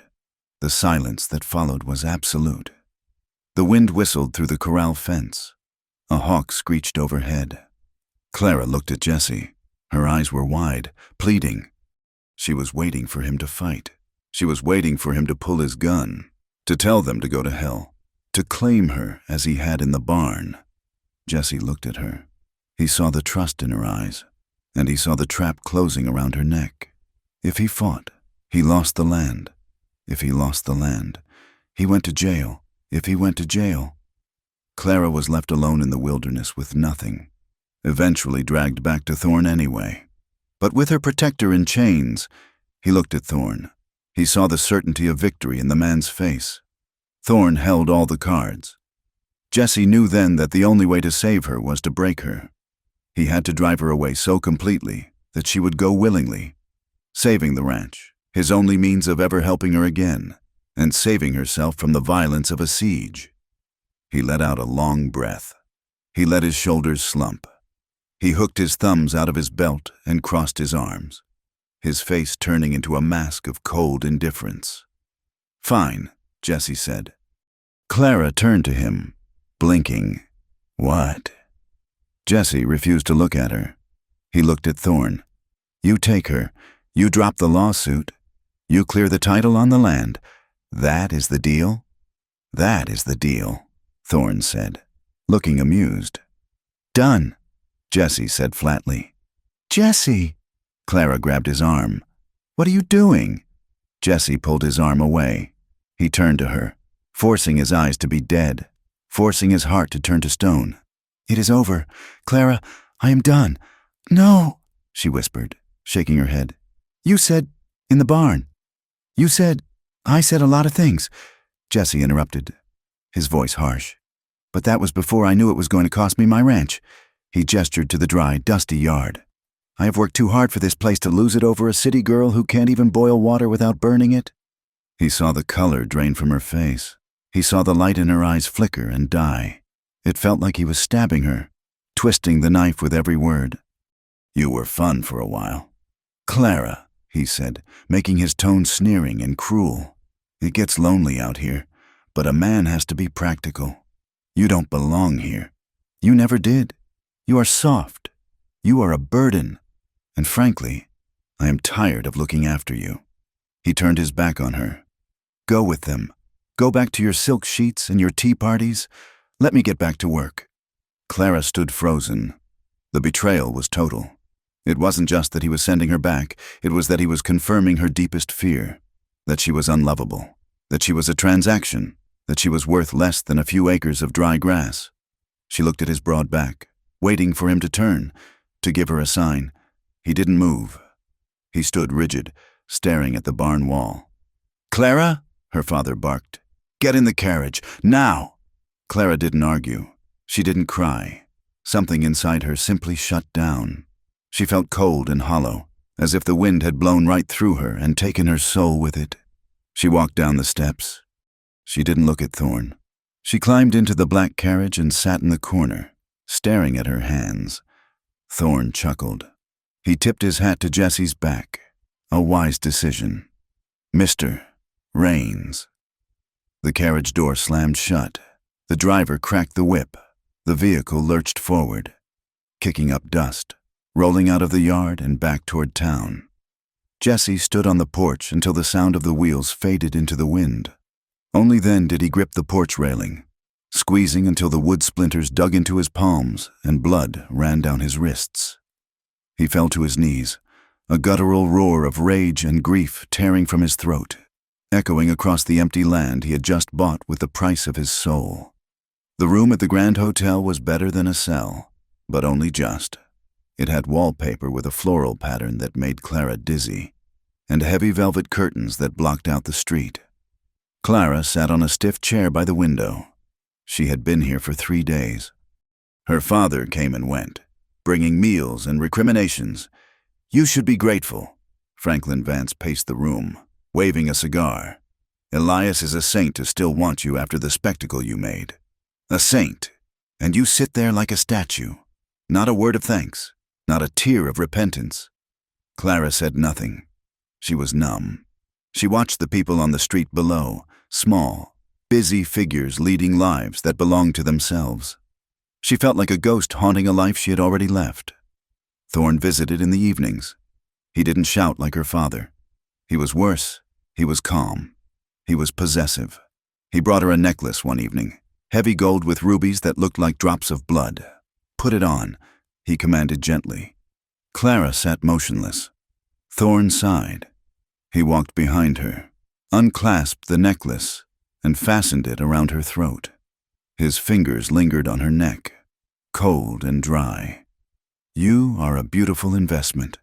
Clara, he whispered against her ear. Damaged, yes, but I enjoy a restoration project. We will polish you up. By the time the wedding happens on Sunday, no one will remember the cowboy. He tightened his grip on her shoulder just enough to hurt. And if you ever look at another man again, Clara, I will make sure you regret it. The breaking point came on the fourth night. Her father had gone to the saloon to celebrate the upcoming nuptials. Clara was alone in her room, wearing a silk nightgown her father had purchased. Feeling exposed and cold despite the summer heat, the key turned in the lock. Clara stood up, her heart hammering. She had locked it from the inside, but of course, Thorne owned the hotel. He had a key. Elias Thorne stepped in. He had removed his coat. He smelled of brandy and bay rum. He closed the door and locked it behind him, slipping the key into his pocket. Elias, Clara said, backing away. You should not be here. It is improper. Improper, Thorne laughed. He walked toward her, loosening his tie. You spent weeks in a shack with a savage. Do not talk to me of propriety. He stopped in front of her, looking her up and down with a hunger that made her skin crawl. We are to be married in 2 days, he said. I think it is time I inspected my property. I need to see what that rancher left me. He reached for her. Clara slapped his hand away. Don't touch me. Thorne's face changed. The smooth mask vanished, replaced by a flash of vicious anger. He grabbed her wrist, twisting it sharply behind her back. Clara cried out in pain. He shoved her backward until her legs hit the bed, and she fell. Thorne was on top of her instantly, his weight crushing the breath from her lungs. He pinned her wrists above her head with one hand. His other hand grabbed the bodice of her nightgown. You think you have a choice? He hissed, his face inches from hers. You have no choice. You are mine. Your father sold you to me. I paid for you, and I will do whatever I please with what I own. He didn't kiss her. He bit her neck, hard, marking her. Then he ripped the sleeve of her gown, the silk shrieking as it gave way. Clara fought with the desperation of the damned. She kicked. She thrashed. She found the strength of the woman who had survived the storm and the ambush. She managed to free one hand and clawed at his face, her nails raking down his cheek. Thorne roared in pain and surprise. He pulled back, touching his bleeding face. You bitch! He shouted. He backhanded her. The blow was heavy. Clara's head snapped to the side. Her cheek burned, and she tasted blood, but she didn't stop. She scrambled off the bed, grabbing a heavy ceramic pitcher from the washstand. Get out, she screamed, brandishing the pitcher. Get out or I will kill you! Thorne stood there, chest heaving, blood dripping from his cheek. He looked at the pitcher, then at the wild, murderous look in her eyes. He straightened his shirt, regaining his composure with chilling speed. Very well, he said coldly. Save your fire. You will need it. He walked to the door, unlocked it, and turned back. I will break you. Clara, when we are married, I will take you back east, and I will lock you in a room until you forget your own name. You will beg me to touch you. He slammed the door. Clara rushed to it, throwing the bolt, then dragging a heavy chair under the handle. She backed away, shaking so hard her teeth chattered. She sank to the floor, pulling the torn edges of her gown together. She couldn't stay. If she stayed, she died. Not her body, perhaps, but the part of her that Jesse had found, the part that was real, would be extinguished forever. At the Double R, the silence was louder than the storm had been. Jesse sat on the porch steps in the dark. He was whittling a piece of wood, shaving it down to nothing, just to keep his hands moving. A rider approached from the main road. It was Silas, the stagecoach driver who had been recuperating in town. He was limping, but he was upright. Jesse didn't look up. What do you want, Silas? Silas dismounted stiffly. I came to return the favor. Jesse, you saved my life. I reckon I owe you the truth. What truth? I was at the hotel, Silas said, visiting a cousin who works the desk. I heard things. Jesse stopped whittling. He looked up. Thorne is a devil. Jesse, Silas said quietly. I heard him laughing in the bar. Bragging. He said he's going to take her east after the wedding. Said he's going to put her in an asylum if she doesn't behave. Said he's going to breathe the spirit out of her. Jesse felt the blood drain from his face, replaced by a rush of heat that started in his gut and burned through his veins. And tonight, Silas hesitated. One of the maids came down scared.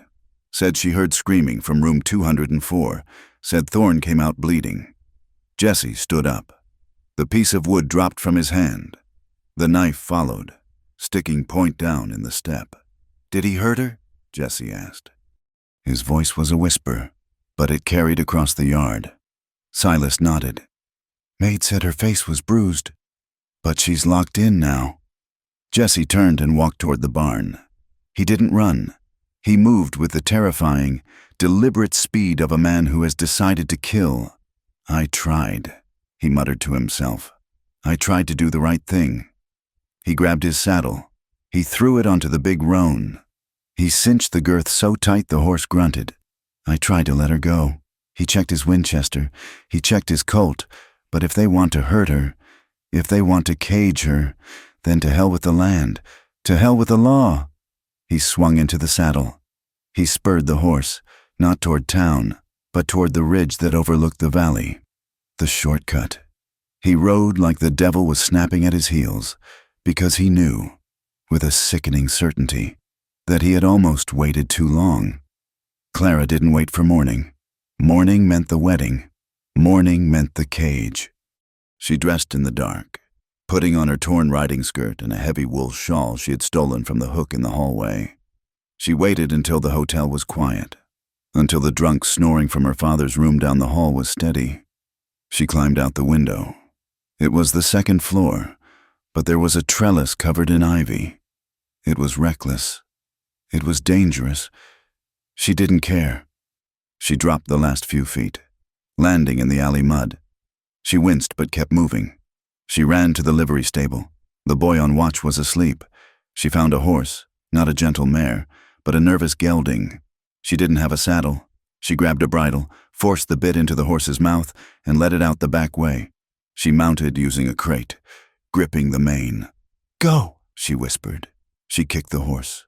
They bolted out of town, away from the lights, away from the hotel, into the black, swallowing dark of the plains. She didn't know where she was going. She couldn't go back to the Double R. Jesse had made it clear he didn't want her. She just needed to be away. She rode for hours. The adrenaline faded, replaced by the biting cold of the high desert night. The wind picked up, cutting through her shawl. She was exhausted, hungry, and emotionally shattered. The terrain grew rough. She had wandered off the road, into the rocky foothills. The horse was tired. It stumbled on loose shale. Easy, Clara murmured, her teeth chattering. The horse spooked at a shadow. A coyote, perhaps, or just the wind in the sage. It reared. Clara, riding bareback and exhausted, had no chance. She slid backward. She hit the ground hard. She rolled, tumbling down the side of a steep, rocky ravine. The world spun in a blur of darkness and pain. She slammed into the bottom of the wash, her leg twisting beneath her with a sickening pop. She lay there in the silence. The horse's hoofbeats faded into the distance. Clara tried to move. A white-hot bolt of agony shot up her leg. She gasped, tears springing to her eyes. She couldn't walk. She was miles from anywhere, lying in a ditch, with the temperature dropping toward freezing. She looked up at the sky. The stars were brilliant, cold, and indifferent. They looked like diamonds on black velvet, beautiful and heartless. So this is it, she thought. The land wins. Jesse was right. I am too soft. I couldn't survive. She curled into a ball, pulling the thin shawl over her head. She was shivering violently. The cold was a physical weight, pressing the life out of her. She closed her eyes.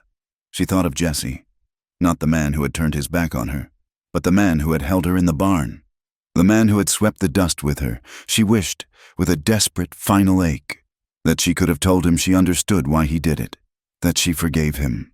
Please, she whispered to the darkness. I don't want to die alone. Jesse found the horse first. It was grazing on a patch of scrub grass near the canyon rim. The reins trailing. Jesse's heart stopped. He recognized the horse from the town livery. "Clara!" he screamed. His voice was torn away by the wind. He dismounted, examining the ground. In the gray light of false dawn, he saw the tracks, the skid marks where the horse had reared, the disturbed earth where something had fallen. He ran to the edge of the ravine. "Clara!" He saw a bundle of dark fabric at the bottom, half hidden by a mesquite bush. He didn't climb down.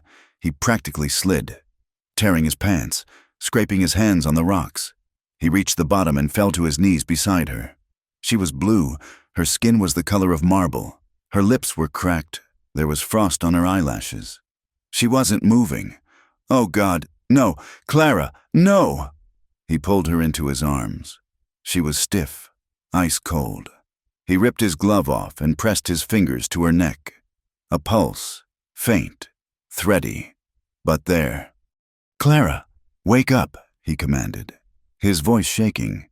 "You hear me? You wake up."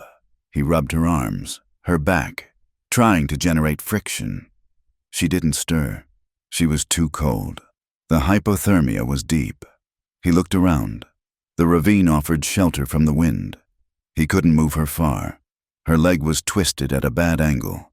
He had to warm her up here, now, or she would slip away. He gathered dried brush and driftwood from the wash. He built a fire with shaking hands, striking the match 3 times before it caught. The flames licked up, small and yellow. He spread his heavy canvas bedroll on the sand near the fire. He lifted her onto it. He hesitated only a second. Layers. He needed to share heat. He unbuttoned her torn coat, her bodice. He stripped off his own heavy coat, his vest, his shirt. He lay down beside her, pulling the heavy blankets of the bedroll over both of them, cocooning them together. He pulled her frozen body against his bare chest. The shock of her cold skin against his warm flesh was painful. He wrapped his legs around hers, his arms binding her tight against him. "Come back," he whispered into her hair. "Come back to me. I'm sorry. I lied. I'm so sorry." He rocked her slightly. He chafed her back with his rough hands. Slowly, painfully slowly. The shivering started. It was a good sign. It meant her body was fighting. She began to shake violently, her teeth clicking. Jesse held her tighter. "I've got you. I'm here." Clara let out a low moan. Her eyelids fluttered. She opened her eyes, seeing only the blur of the fire and the man holding her. "Jesse," she rasped. Her voice was a ghost. "I'm here, darling," he said. "You're safe. I fell. I know. I found you. Clara tried to pull away, confused. You sent me away. You said I was a burden." Jesse buried his face in her neck. He was crying, hot tears tracking through the dust on his face. "I lied. Clara, I lied to save the ranch. I thought if I made you hate me, you would go back and be safe. I didn't know he would hurt you. I didn't know." He pulled back to look at her. His eyes were raw, open, stripped of all defenses. "I would burn this ranch to the ground before I let anyone hurt you again. You are not a burden. You are my heart." Clara looked at him. The heat from his body was seeping into hers. The beat of his heart was thudding against her ribs. She saw the truth in his face. He had broken his own heart to save her future. She reached up, her fingers numb and clumsy, and touched his cheek. "I knew you would come," she whispered. Jesse kissed her forehead, her eyelids, her cold cheeks. He held her as if he was trying to merge their bodies into one, to give her his own life force. The intimacy was overwhelming. It wasn't sexual. It was elemental. It was 2 souls stripped bare in the dirt, clinging to each other against the void. Clara buried her face in his chest. "I don't want to go back. Jesse, I can't. He is a monster. You are never going back," Jesse vowed. "I don't want to be a contract," she sobbed, clutching his bare back. "I don't want to be property. I want to be yours. Take me, Jesse, please. Make me yours so they can't take me back." She pressed herself against him, the friction of her curves against his skin igniting a fire that had nothing to do with the cold. Jesse groaned. He kissed her, a deep, desperate sealing of a promise. His hand moved down her back, pulling her hips against his. For a moment, he teetered on the edge. It would be so easy. It would be right. But he stopped. He pulled back, breathing hard, his forehead resting against hers. "No," he whispered. "Not like this. Not while we are running. Not while you are hurt and freezing in a ditch." He smoothed the hair back from her face. "When I take you, Clara, it won't be because we are hiding. It won't be because you are scared. It will be because we are free. It will be in our bed, in our home, with the door unlocked because we don't fear anyone coming through it." Clara looked at him, searching his face. "Can we have that? Is it possible?" Jesse looked up at the rim of the canyon. The sun was cresting the horizon, bathing the harsh landscape in a sudden, brilliant gold. The light hit the frost, turning the world into diamonds. "It is possible," he said. "But we have to fight for it." He sat up, keeping the blanket around her. He looked toward town. "I am done running. Clara, I am done hiding you." "We are going back. Back to town?" Clara asked, fear flickering in her eyes. "Yes, but not to surrender." Jesse's voice was hard as flint. "We are going to the judge. We are going to the sheriff. We are going to face them. Together." He looked down at her. "If they want to condemn us, let them do it to our faces. Let them see that we are not broken." He helped her sit up. He kissed her once more, soft and lingering. "Are you with me?" Clara felt the pain in her leg, the cold in her bones. But beneath it, she felt a fire kindled by his warmth and his words.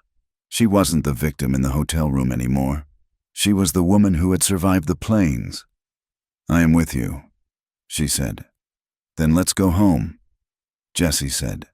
He stood up and began to stamp out the fire. They had a war to fight. The sun was high and unforgiving when they rode back into Cottonwood Creek.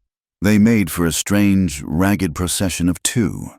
Jesse rode his big roan, sitting tall despite the fatigue etched into the lines of his face. Beside him, on the stolen livery gelding, Clara rode with a posture that defied her torn clothes and the makeshift splint binding her ankle. She looked like a woman who had walked through fire. Her face was streaked with dust and the soot of the ravine fire, her hair a wild tangle escaping its pins, but her eyes were clear. They were not the eyes of the terrified girl who had arrived on the stagecoach weeks ago. They were the eyes of a woman who had seen the bottom of the abyss and climbed her way out. The town noticed. Conversation died on the boardwalks. The blacksmith lowered his hammer. A woman shaking a rug from a balcony stopped, the dust settling unnoticed around her. They watched the cowboy and the city girl ride down the center of the street, not looking left or right, heading straight for the courthouse. There was no shame in their bearing. That was what confused the onlookers. The gossip had painted them as sordid, a loose woman and a wild man. But as they passed, the town saw only grit. They saw Jesse's protective proximity to her. They saw Clara's chin held high, refusing to flinch under their scrutiny. They stopped in front of the brick courthouse, which sat directly across from the Grand Hotel. Jesse dismounted first, his boots hitting the dirt with a heavy thud. He winced slightly. He was stiff from the cold night, but he moved to Clara's horse immediately. He didn't treat her like a porcelain doll. He treated her like a partner. He reached up, gripping her waist firmly, and she placed her hands on his shoulders. He lowered her to the ground, taking her weight as her injured foot touched the earth. She leaned into him, not hiding her need for support, and he wrapped an arm around her waist, anchoring her. Elias Thorne stepped out onto the hotel porch. He was immaculate in a fresh suit, a cigar clamped between his teeth. Franklin Vance stood behind him, looking pale and nervous. Thorne froze. He looked at the disheveled couple, and for a second, his composure slipped. He had expected them to be broken. He had expected Jesse to be in flight and Clara to be cowering. Jesse turned to face him. He didn't draw his gun. He simply raised his voice, letting it carry over the wind to the men gathering outside the saloon and the women watching from the general store.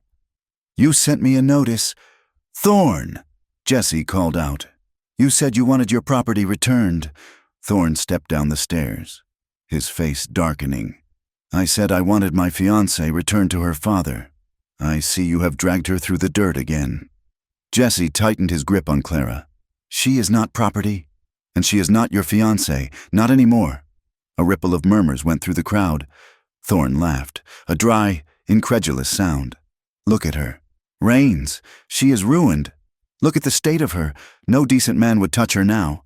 You have turned her into a spectacle. Jesse looked at the townspeople. He looked at the sheriff, who had stepped out of his office, thumbs hooked in his belt. He looked back at Thorne. If she is ruined, Jesse said, his voice ringing with quiet steel, then so am I. If she is a spectacle because she survived a storm, and a man who tried to treat her like cattle, then I am proud to stand beside her. He looked down at Clara, then back at the crowd. I intend to marry this woman, Jesse announced. The silence was absolute. I am not marrying her to save her reputation, Jesse continued. I am not marrying her because of a contract. I am marrying her because she is the bravest soul I have ever met, and because I love her. He turned to Clara. He didn't ask her in a whisper. He asked her in front of God in Cottonwood Creek. Do you stand with me, Clara? Clara looked at Elias Thorne, the man who had bought her. She looked at her father, who had sold her. Then she looked at Jesse, the man who had slept in the dirt to keep her warm. She straightened her spine, ignoring the throbbing pain in her ankle. I stand with you, Jesse Raines, she said clearly. Her voice was not the soft murmur of a parlor lady.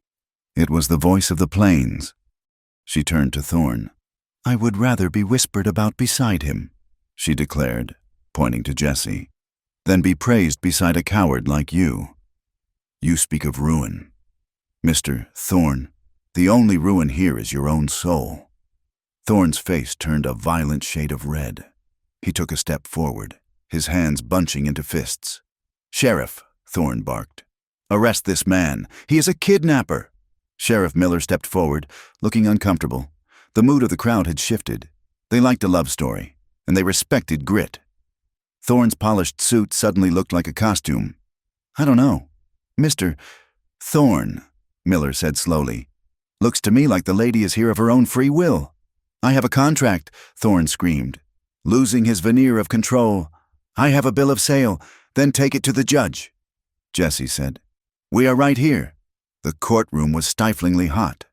Judge Holloway, a man with a face like a dried apple and little patience for drama, sat behind the high wooden bench. Thorne's lawyer, a sharp-featured man named Silas Grimm, paced the floor. He presented the engagement papers. He presented the banknotes on Jesse's land. He spoke of breach of promise and the alienation of affection.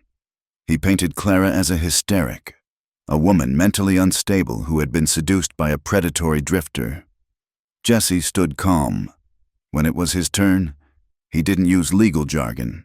He laid out the facts. He told the judge about the stagecoach. He told him about the threats. And then he called his witness, Silas, the stagecoach driver, limped to the stand. He swore on the Bible. Mr. Thorne has been bragging in the hotel bar. Silas told the court, his voice gravelly. Said he bought the girl to fix his social standing. Said he planned to lock her up back east. And I saw him strike her, Your Honor. The night she ran, I saw the blood on his cheek where she fought back. The courtroom buzzed. Franklin Vance sat in the front row, staring at his boots, refusing to meet anyone's eyes. Then Clara took the stand. She didn't cry. She sat with her hands folded in her lap. Is it true you ran away, Miss Vance? The judge asked. Yes, Clara said. Why? Because, Clara said, looking directly at her father, I decided I would rather die in a ravine than live in a cage. Mr. Thorne does not want a wife. He wants a prisoner. And Mr. Raines. She looked at Jesse, who was watching her with an intensity that made her heart ache. Mr.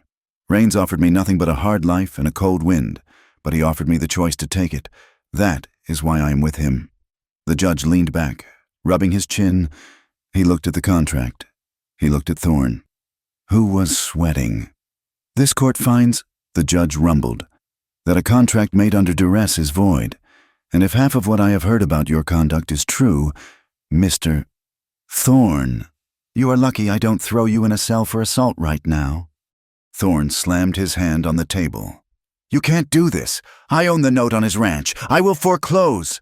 The judge narrowed his eyes. "That is a matter for the bank. But as for the lady, she is free to go." Thorne stood up, his chair clattering back. He looked at Jesse with pure, unadulterated hatred. "This isn't over. Rains," he whispered. It should have been over. They walked out of the courthouse into the blinding afternoon sun, feeling the weight lift from their shoulders. "Let's go home," Jesse said, taking her hand. They mounted their horses. The town watched them go, this time with a grudging respect. Even the shopkeeper's wife nodded to Clara as they passed. They rode out of town, past the last few shacks, onto the open road that led toward the Double R. The sun was beginning to dip, casting long shadows across the scrub. Jesse was relaxed for the first time in weeks. He turned in his saddle to smile at her. "We did it," he said. The crack of a rifle shattered the moment. It came from the rocks above the road. Dust kicked up right in front of Jesse's horse. The roan reared, screaming, "Ambush!" Jesse yelled. He didn't think. He reacted. He spurred his horse, putting himself between the rocks and Clara. "Get down!" he roared. "Ride!" Another shot rang out, then a third. Jesse jerked in the saddle. The sound of the bullet hitting him was a wet, heavy thud. He groaned, clutching his left shoulder. Blood blossomed instantly, dark and fast, soaking his blue shirt. "Jesse!" Clara screamed. She didn't ride away. She kicked the gelding, driving it toward him.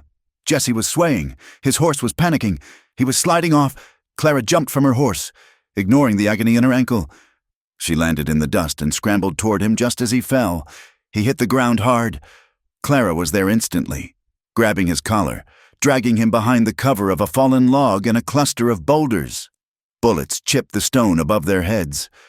"Stay down," Jesse gasped, his face gray. He fumbled for his pistol with his right hand, his left arm useless and bleeding heavily. Clara looked at the blood. There was so much of it. "Help!" she screamed toward the road, though she knew the town was a mile back. "Help us!" She saw movement in the rocks. 2 men, hired guns, and behind them, on a black horse, watching, Elias Thorne. He was going to kill them. He was going to kill Jessie and drag her back. Fury, hot and white, replaced her terror. She wasn't going to let him die. Not after everything. She grabbed Jessie's Winchester from the scabbard on his saddle, which was lying near them where the horse had bucked. She had never fired a rifle in her life. Jessie had taught her to ride, but not this. "Work the lever," Jessie gritted out, seeing what she was doing. "Keep the stock tight to your shoulder." Clara stood up. She rested the heavy barrel on the log. She saw one of the gunmen moving to flank them. She pulled the trigger. The recoil slammed into her shoulder, bruising her instantly. But the shot went wide, kicking up dirt near the man's feet. It was enough to make him dive for cover. She worked the lever, ejecting the shell. She fired again. Suddenly, the thunder of hooves came from the east. The town had heard the shots. Sheriff Miller, perhaps shamed by the courtroom or perhaps just doing his job for once, came riding hard with 3 deputies and Silas the driver. Thorne saw them coming. He shouted at his men. They scrambled for their horses. Thorne turned his black horse to run. But Silas, riding the lead coach horse, pulled up and fired a shotgun into the air. "Hold it!" Silas roared. Thorne's men scattered, fleeing into the hills. Thorne was cut off. He wheeled his horse around, trapped between the law and the couple he had tried to murder. Clara dropped the rifle. She fell to her knees beside Jesse. He was pale, his eyes fluttering shut. "Jesse, stay with me," she begged, pressing her hands over the wound. The blood was hot and sticky. "I'm here," he whispered. "I ain't going nowhere." Sheriff Miller rode up, gun drawn. He looked at Thorne, then at Jesse, bleeding in the dirt. "Drop it." "Thorne," Miller said coldly. "Attempted murder. I saw it myself." Thorne dropped his gun. He looked at Clara. "She is mine!" he screamed. Hysterical. "She owes me!" Clara stood up. Her hands were covered in Jesse's blood. She walked to the edge of the road, staring up at the man on the horse. "I owe you nothing," she said. She pointed a bloody finger at him. "You are a coward. Elias Thorne. You couldn't buy me, so you tried to break me. You couldn't break me, so you tried to kill the only man who ever loved me." She looked at the sheriff. "Arrest him, and if my father had any part in this, arrest him too." A buggy arrived a moment later. Franklin Vance. He had followed the sheriff. He saw Thorne in handcuffs. He saw his daughter covered in blood, looking like an avenging angel. Franklin Vance looked at the sheriff, then at Thorne. He did the math. The social standing was gone. The investment was lost. "I had nothing to do with this," Vance stammered. "I washed my hands of her hours ago. She is no daughter of mine." Clara looked at her father. She felt a strange lightness. The final chain had snapped. "Good," she said. She turned her back on them. She knelt beside Jesse again. "Let's get him to a doctor," she shouted at the deputies. "Move!" The fever broke on the third night. They were back at the ranch. The doctor had dug the bullet out. It had shattered the collarbone but missed the lung. Jesse was tough as old leather, the doctor had said, but he had lost a lot of blood. Clara sat by the bed. She hadn't slept. She had changed his bandages, sponged his forehead with cool water, and held his hand while he thrashed in the grip of the infection. She watched his chest rise and fall. The room was quiet. Jesse opened his eyes.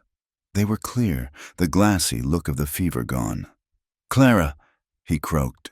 "I'm here." He tried to sit up and groaned. She put a hand on his good shoulder, gently pushing him back. "Lie still. You were shot." Jesse looked around the familiar room. I thought I lost you." "You can't lose me," Clara said softly. "I am like the dust, remember? I keep coming back." Jesse managed a weak smile. He looked at her hand resting on the sheet. It was rougher now. The nails were short. It was a hand that had fired a rifle and mended a fence. "You should go. Clara," he whispered. Clara froze. "Not this again." Jesse closed his eyes. "Look at me. I'm a wreck. I almost got you killed. You deserve a life where you don't have to drag bleeding men behind logs. You deserve peace." Clara leaned forward. Her voice was fierce. "Do not presume to tell me what I deserve. Jesse Raines. I lived a life of peace in Boston. It was a suffocation. I was safe, and I was dead." She took his hand and pressed it to her cheek.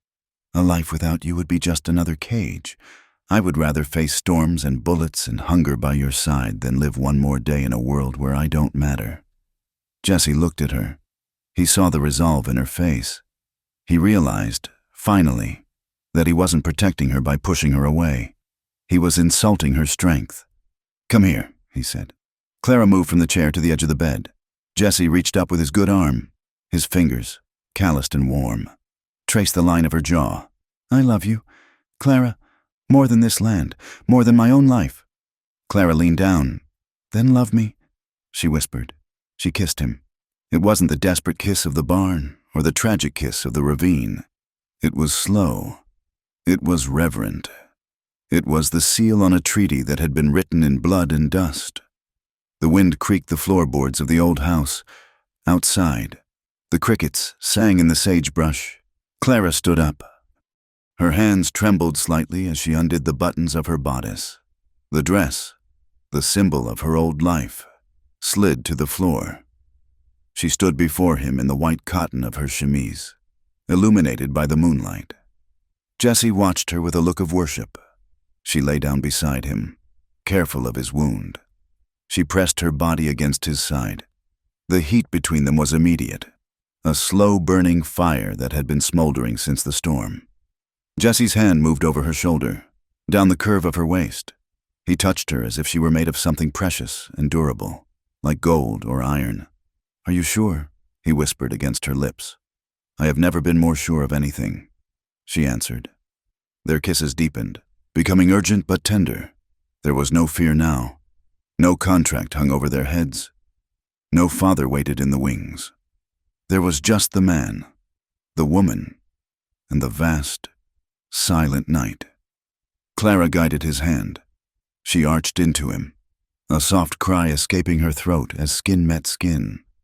They moved together, clumsy with injury but perfect in intent.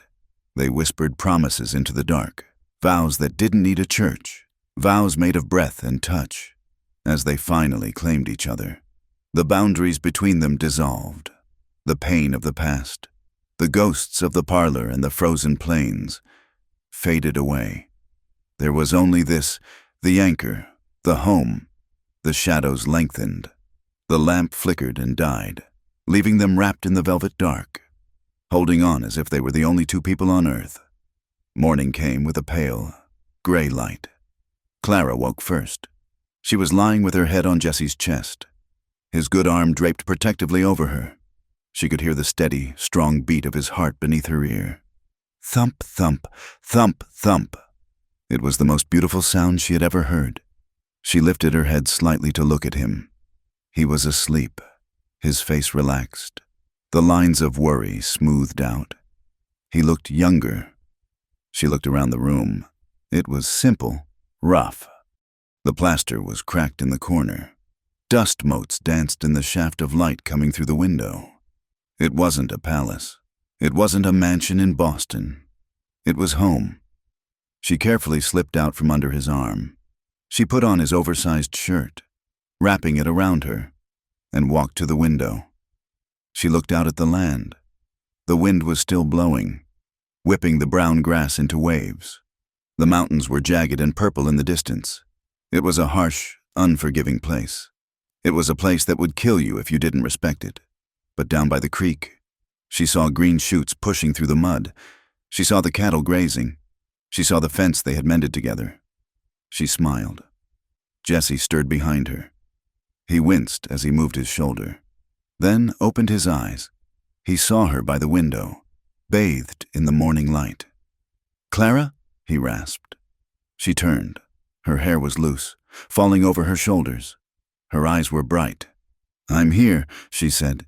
"Come back to bed," he said. "It's cold." Clara walked back to him. She sat on the edge of the mattress and took his hand. "We have work to do. Jesse, the fence is down in the north pasture, and the chickens need feeding." Jesse chuckled. A rusty sound. "You sound like a rancher's wife." Clara squeezed his hand. "I am a rancher's wife." Jesse pulled her down for a kiss. They knew the storms would come again. They knew the town would still whisper for a while. They knew the winter would be hard. But as Clara lay back against him, watching the sun rise higher, she knew they had crossed a line that no contract, no lawyer, and no gun could ever undo. They had turned a desperate plea for shelter into a fortress. They had survived the night. And now, finally, the day was theirs. The gavel came down on the oak bench with a sound like a gunshot, echoing through the packed courtroom of Cottonwood Creek. It was a final, decisive crack that severed the last chain binding Clara Vance to her past. "Order," Judge Holloway rumbled, though the room was already silent. Jesse sat beside Clara at the plaintiff's table. His left arm was bound in a sling, the white linen stark against his dark vest. He looked pale from the blood loss of the week before, but his eyes were sharp, fixed on the man standing across the aisle.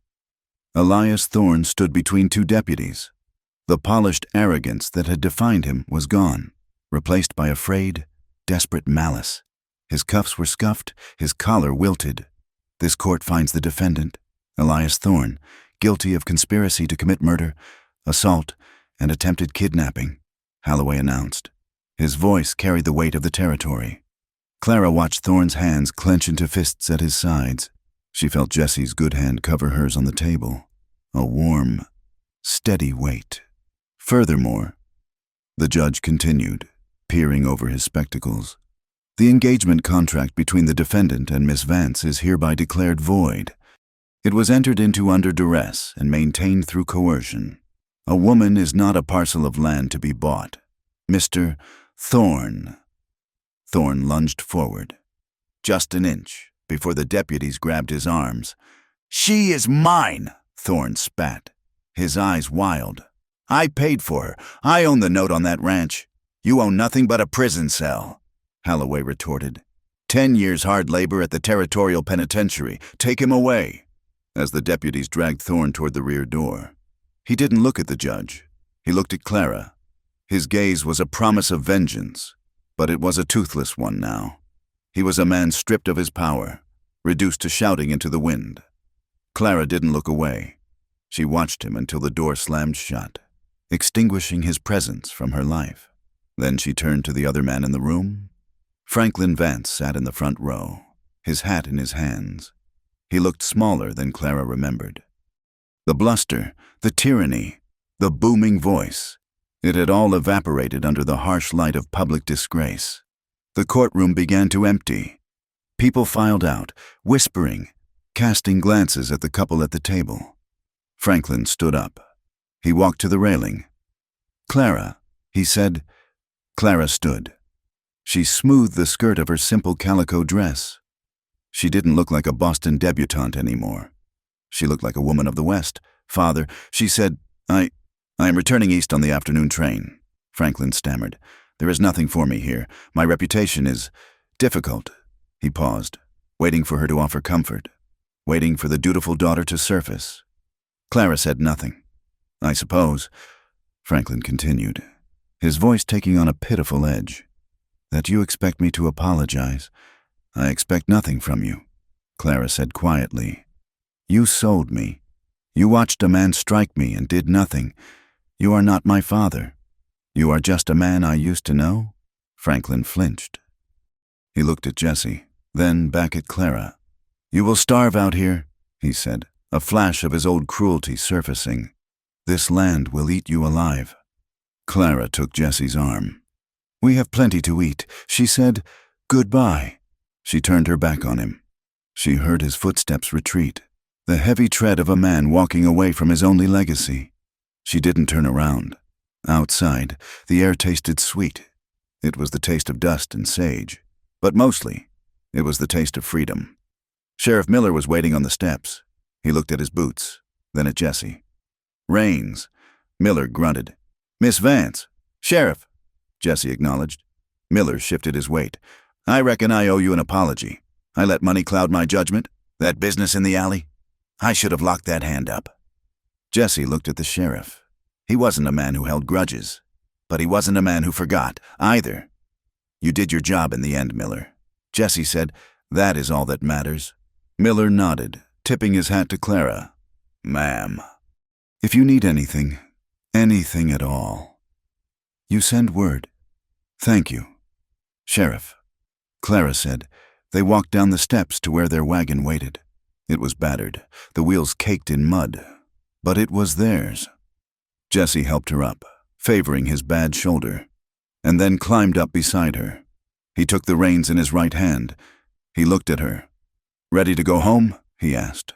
Clara looked at the town, the hotel where she had been a prisoner, the alley where she had been attacked, the courthouse where she had been liberated. "Yes," she said, "take me home." The ranch was not a paradise. It was a battlefield where the enemy was the elements. That first year, reality set in with brutal clarity. The romance of the rescue faded into the daily grind of survival. The legal battles had drained Jessie's savings. They were starting from almost nothing. Summer brought a drought that turned the earth to powder. The creek that fed the pasture dried up to a trickle of brown sludge. "We have to move the herd," Jessie said one morning, looking out at the shimmering heat haze. "The North Spring is still running, but it is 5 miles up the canyon." Clara tied a bandana over her nose and mouth. "Let's go." They spent weeks in the saddle. Clara learned to cut cattle, to read the brands, to spot a sick calf from 100 yards away. Her skin browned and toughened. Her hands, once soft and white, became calloused and strong. Every day was a test. One afternoon, they found a break in the fence line. A section of barbed wire had been trampled. "Wolves," Jessie said, examining the tracks. They found the calf a mile away. It was half-eaten. Clara looked at the small, torn body. It was a loss they couldn't afford. A calf meant meat for the winter or money for flour. She felt tears prick her eyes, not from sentimentality, but from frustration. Jessie rode up beside her. He didn't offer false comfort. He simply looked at the horizon. "We will mend the fence," he said. "And tonight, we will hunt." That night, they lay in the tall grass, rifles ready. When the wolves returned, bold and hungry, Clara didn't flinch. She fired alongside him. They didn't kill the pack, but they drove them off with enough fear to keep them away for the season. The work was endless. They hauled water in barrels when the pump failed, their muscles screaming with the effort. They fought a blight that attacked the small vegetable garden Clara had planted. They patched the roof during a gale that threatened to strip the shingles right off the beams. But in the hardship, they found a rhythm. It was in the way Jessie would silently take the heavier bucket from her hand. It was in the way Clara would have a hot compress ready for his aching shoulder when he came in from the cold. They didn't need to speak much. A glance across the corral told them everything. I am tired. I am with you. We are doing this. They were forging something stronger than iron. They were forging a life. The town of Cottonwood Creek was slow to forgive, but curiosity is a powerful force. At first, Clara was the subject of whispers. When she went into the general store, conversation would stall. Women would pull their skirts aside, but Clara didn't hide. She walked with her head high, greeting people by name, refusing to accept their shame. The change started small. Mr. Henderson, the grocer, was the first one Tuesday. As Clara was counting out her coins for a sack of flour, she realized she was 3 cents short. She began to put a tin of coffee back. Keep it, Henderson mumbled, not looking at her. Excuse me? Pay me next time, Mrs. Raines. I know you are good for it. He had called her Mrs. Raines. They had been married by the circuit judge a week after the trial, a quiet ceremony with only the horses as witnesses. But this was the first time anyone in town had acknowledged it with respect. Thank you, Mr. Henderson, Clara said softly. Then came the quilting circle. Mrs. Gable, the woman who had once shunned them on the street, approached Clara outside the church one Sunday. Mrs. Raines, Mrs. Gable said stiffly. We are meeting on Thursday, at my house. We are making a quilt for the orphan asylum in Denver. We could use another pair of hands. Clara hesitated. She knew these women had spent months dissecting her character. I am not very good with a needle, Clara admitted. My stitches are practical. Practical is what we need. Mrs. Gable said. Fancy stitches don't keep a child warm. Clara went. She sat in the parlor, enduring the awkward silence that slowly thawed into talk of recipes, weather, and children. She didn't try to be one of them. She just stitched. And by the end of the afternoon, she was no longer the scandal. She was just the woman from the Double R who knew how to turn a collar. The children were the easiest. They didn't care about contracts or reputations. They saw a lady who rode a horse like a man and a cowboy who looked like a hero from a dime novel. When Jessie and Clara rode past the schoolhouse, the boys would run to the fence, waving their hats. Morning, Jessie! They would shout. Jessie, who had once scowled at the world, would tip his hat. Morning, boys. It wasn't acceptance. Exactly. It was integration. They were no longer a foreign object in the town's eye. They were part of the landscape, as inevitable and enduring as the mountains. As they healed, they began to look outward. They remembered the feeling of being cornered, of being alone. It started with Mrs. Higgins. She was a widow whose husband had died in a mining accident. She had 3 children and no income, and the bank, Thorne's old bank, was threatening to take her small house. Jessie heard about it at the livery. He came home and told Clara, We have the bunkhouse. Clara said immediately, It is empty. We can't pay much, Jessie warned. We can pay in food and a roof, Clara said. She needs a home. Jessie misses. Higgins moved in 2 days later. She took over the cooking and the cleaning, freeing Clara to work the cattle. The sound of children playing in the yard changed the ranch. It softened the edges of the silence. Then came the boy. He was a drifter, maybe 16, skinny as a rail and skittish as a wild colt. He had been caught stealing apples in town. The sheriff was going to lock him up. Jessie intervened. He saw something in the boy's eyes, a hunger that wasn't just for food. I need a hand with the horses, Jessie told the sheriff. I will take responsibility for him. The boy, whose name was Caleb, came to the Double R. He expected to be beaten. He expected to be worked to death. Instead, Jesse gave him a pair of boots and taught him how to gentle a horse. Clara mended his torn shirt and made sure he had second helpings at dinner. "Why?" Caleb asked one night, sitting on the porch steps with Jesse. "Why help me? I ain't nobody." Jesse looked at the stars. "We were all nobody once. Son, until someone decided we were somebody, the ranch became a sanctuary. It was a place for the broken, the lost, the people who didn't fit into the neat boxes of the town." Jesse and Clara, who had been outcasts themselves, built a kingdom of outcasts. The love between them deepened. It wasn't the frantic, desperate fire of the early days. It was a slow burn, a coal that held its heat through the coldest nights. It was in the small moments. One evening, Jesse sat on the porch, exhausted. He had spent the day pulling a cow out of a bog. He was covered in mud. His shoulders slumped. Clara came out with a basin of water and a cloth. She knelt beside him. "Lean forward," she said. She washed the mud from his face. She unbuttoned his shirt and washed his neck. She took a brush and gently worked the dust from his hair. Jesse leaned into her touch, his eyes closing. "You are too good to me," he murmured. Clara kissed his forehead. "I am just protecting my investment. Another time." A sudden norther blew in. The temperature dropped 40 degrees in an hour. They were out checking the herd. Jesse had given his heavy coat to Caleb, who was shivering. Jesse was riding in just his vest, his teeth chattering. Clara rode up beside him. She opened her own coat, a heavy wool drover's coat she had bought with her egg money. "Get in here," she commanded. They couldn't both fit, but she wrapped the edges around him as best she could, pressing her body against his side to share her warmth. "You are freezing," Jesse protested. "We are freezing," she corrected. "But we are freezing together." They laughed, the sound snatched away by the wind. But it kept them warm all the way back to the barn. And there were the nights in the kitchen. Sometimes, after misses, Higgins and the children were asleep. Jesse would pull Clara to her feet. There was no music, just the humming of the stove and the wind outside. He would hold her, his hand on the small of her back, and they would sway. They stepped on each other's boots. They bumped into the table. It was clumsy and unrefined. But when Jesse looked down at her, his eyes were full of a light that made Clara's breath catch. "My city girl," he would whisper. "My cowboy." She would answer. One night, the anniversary of the storm came around.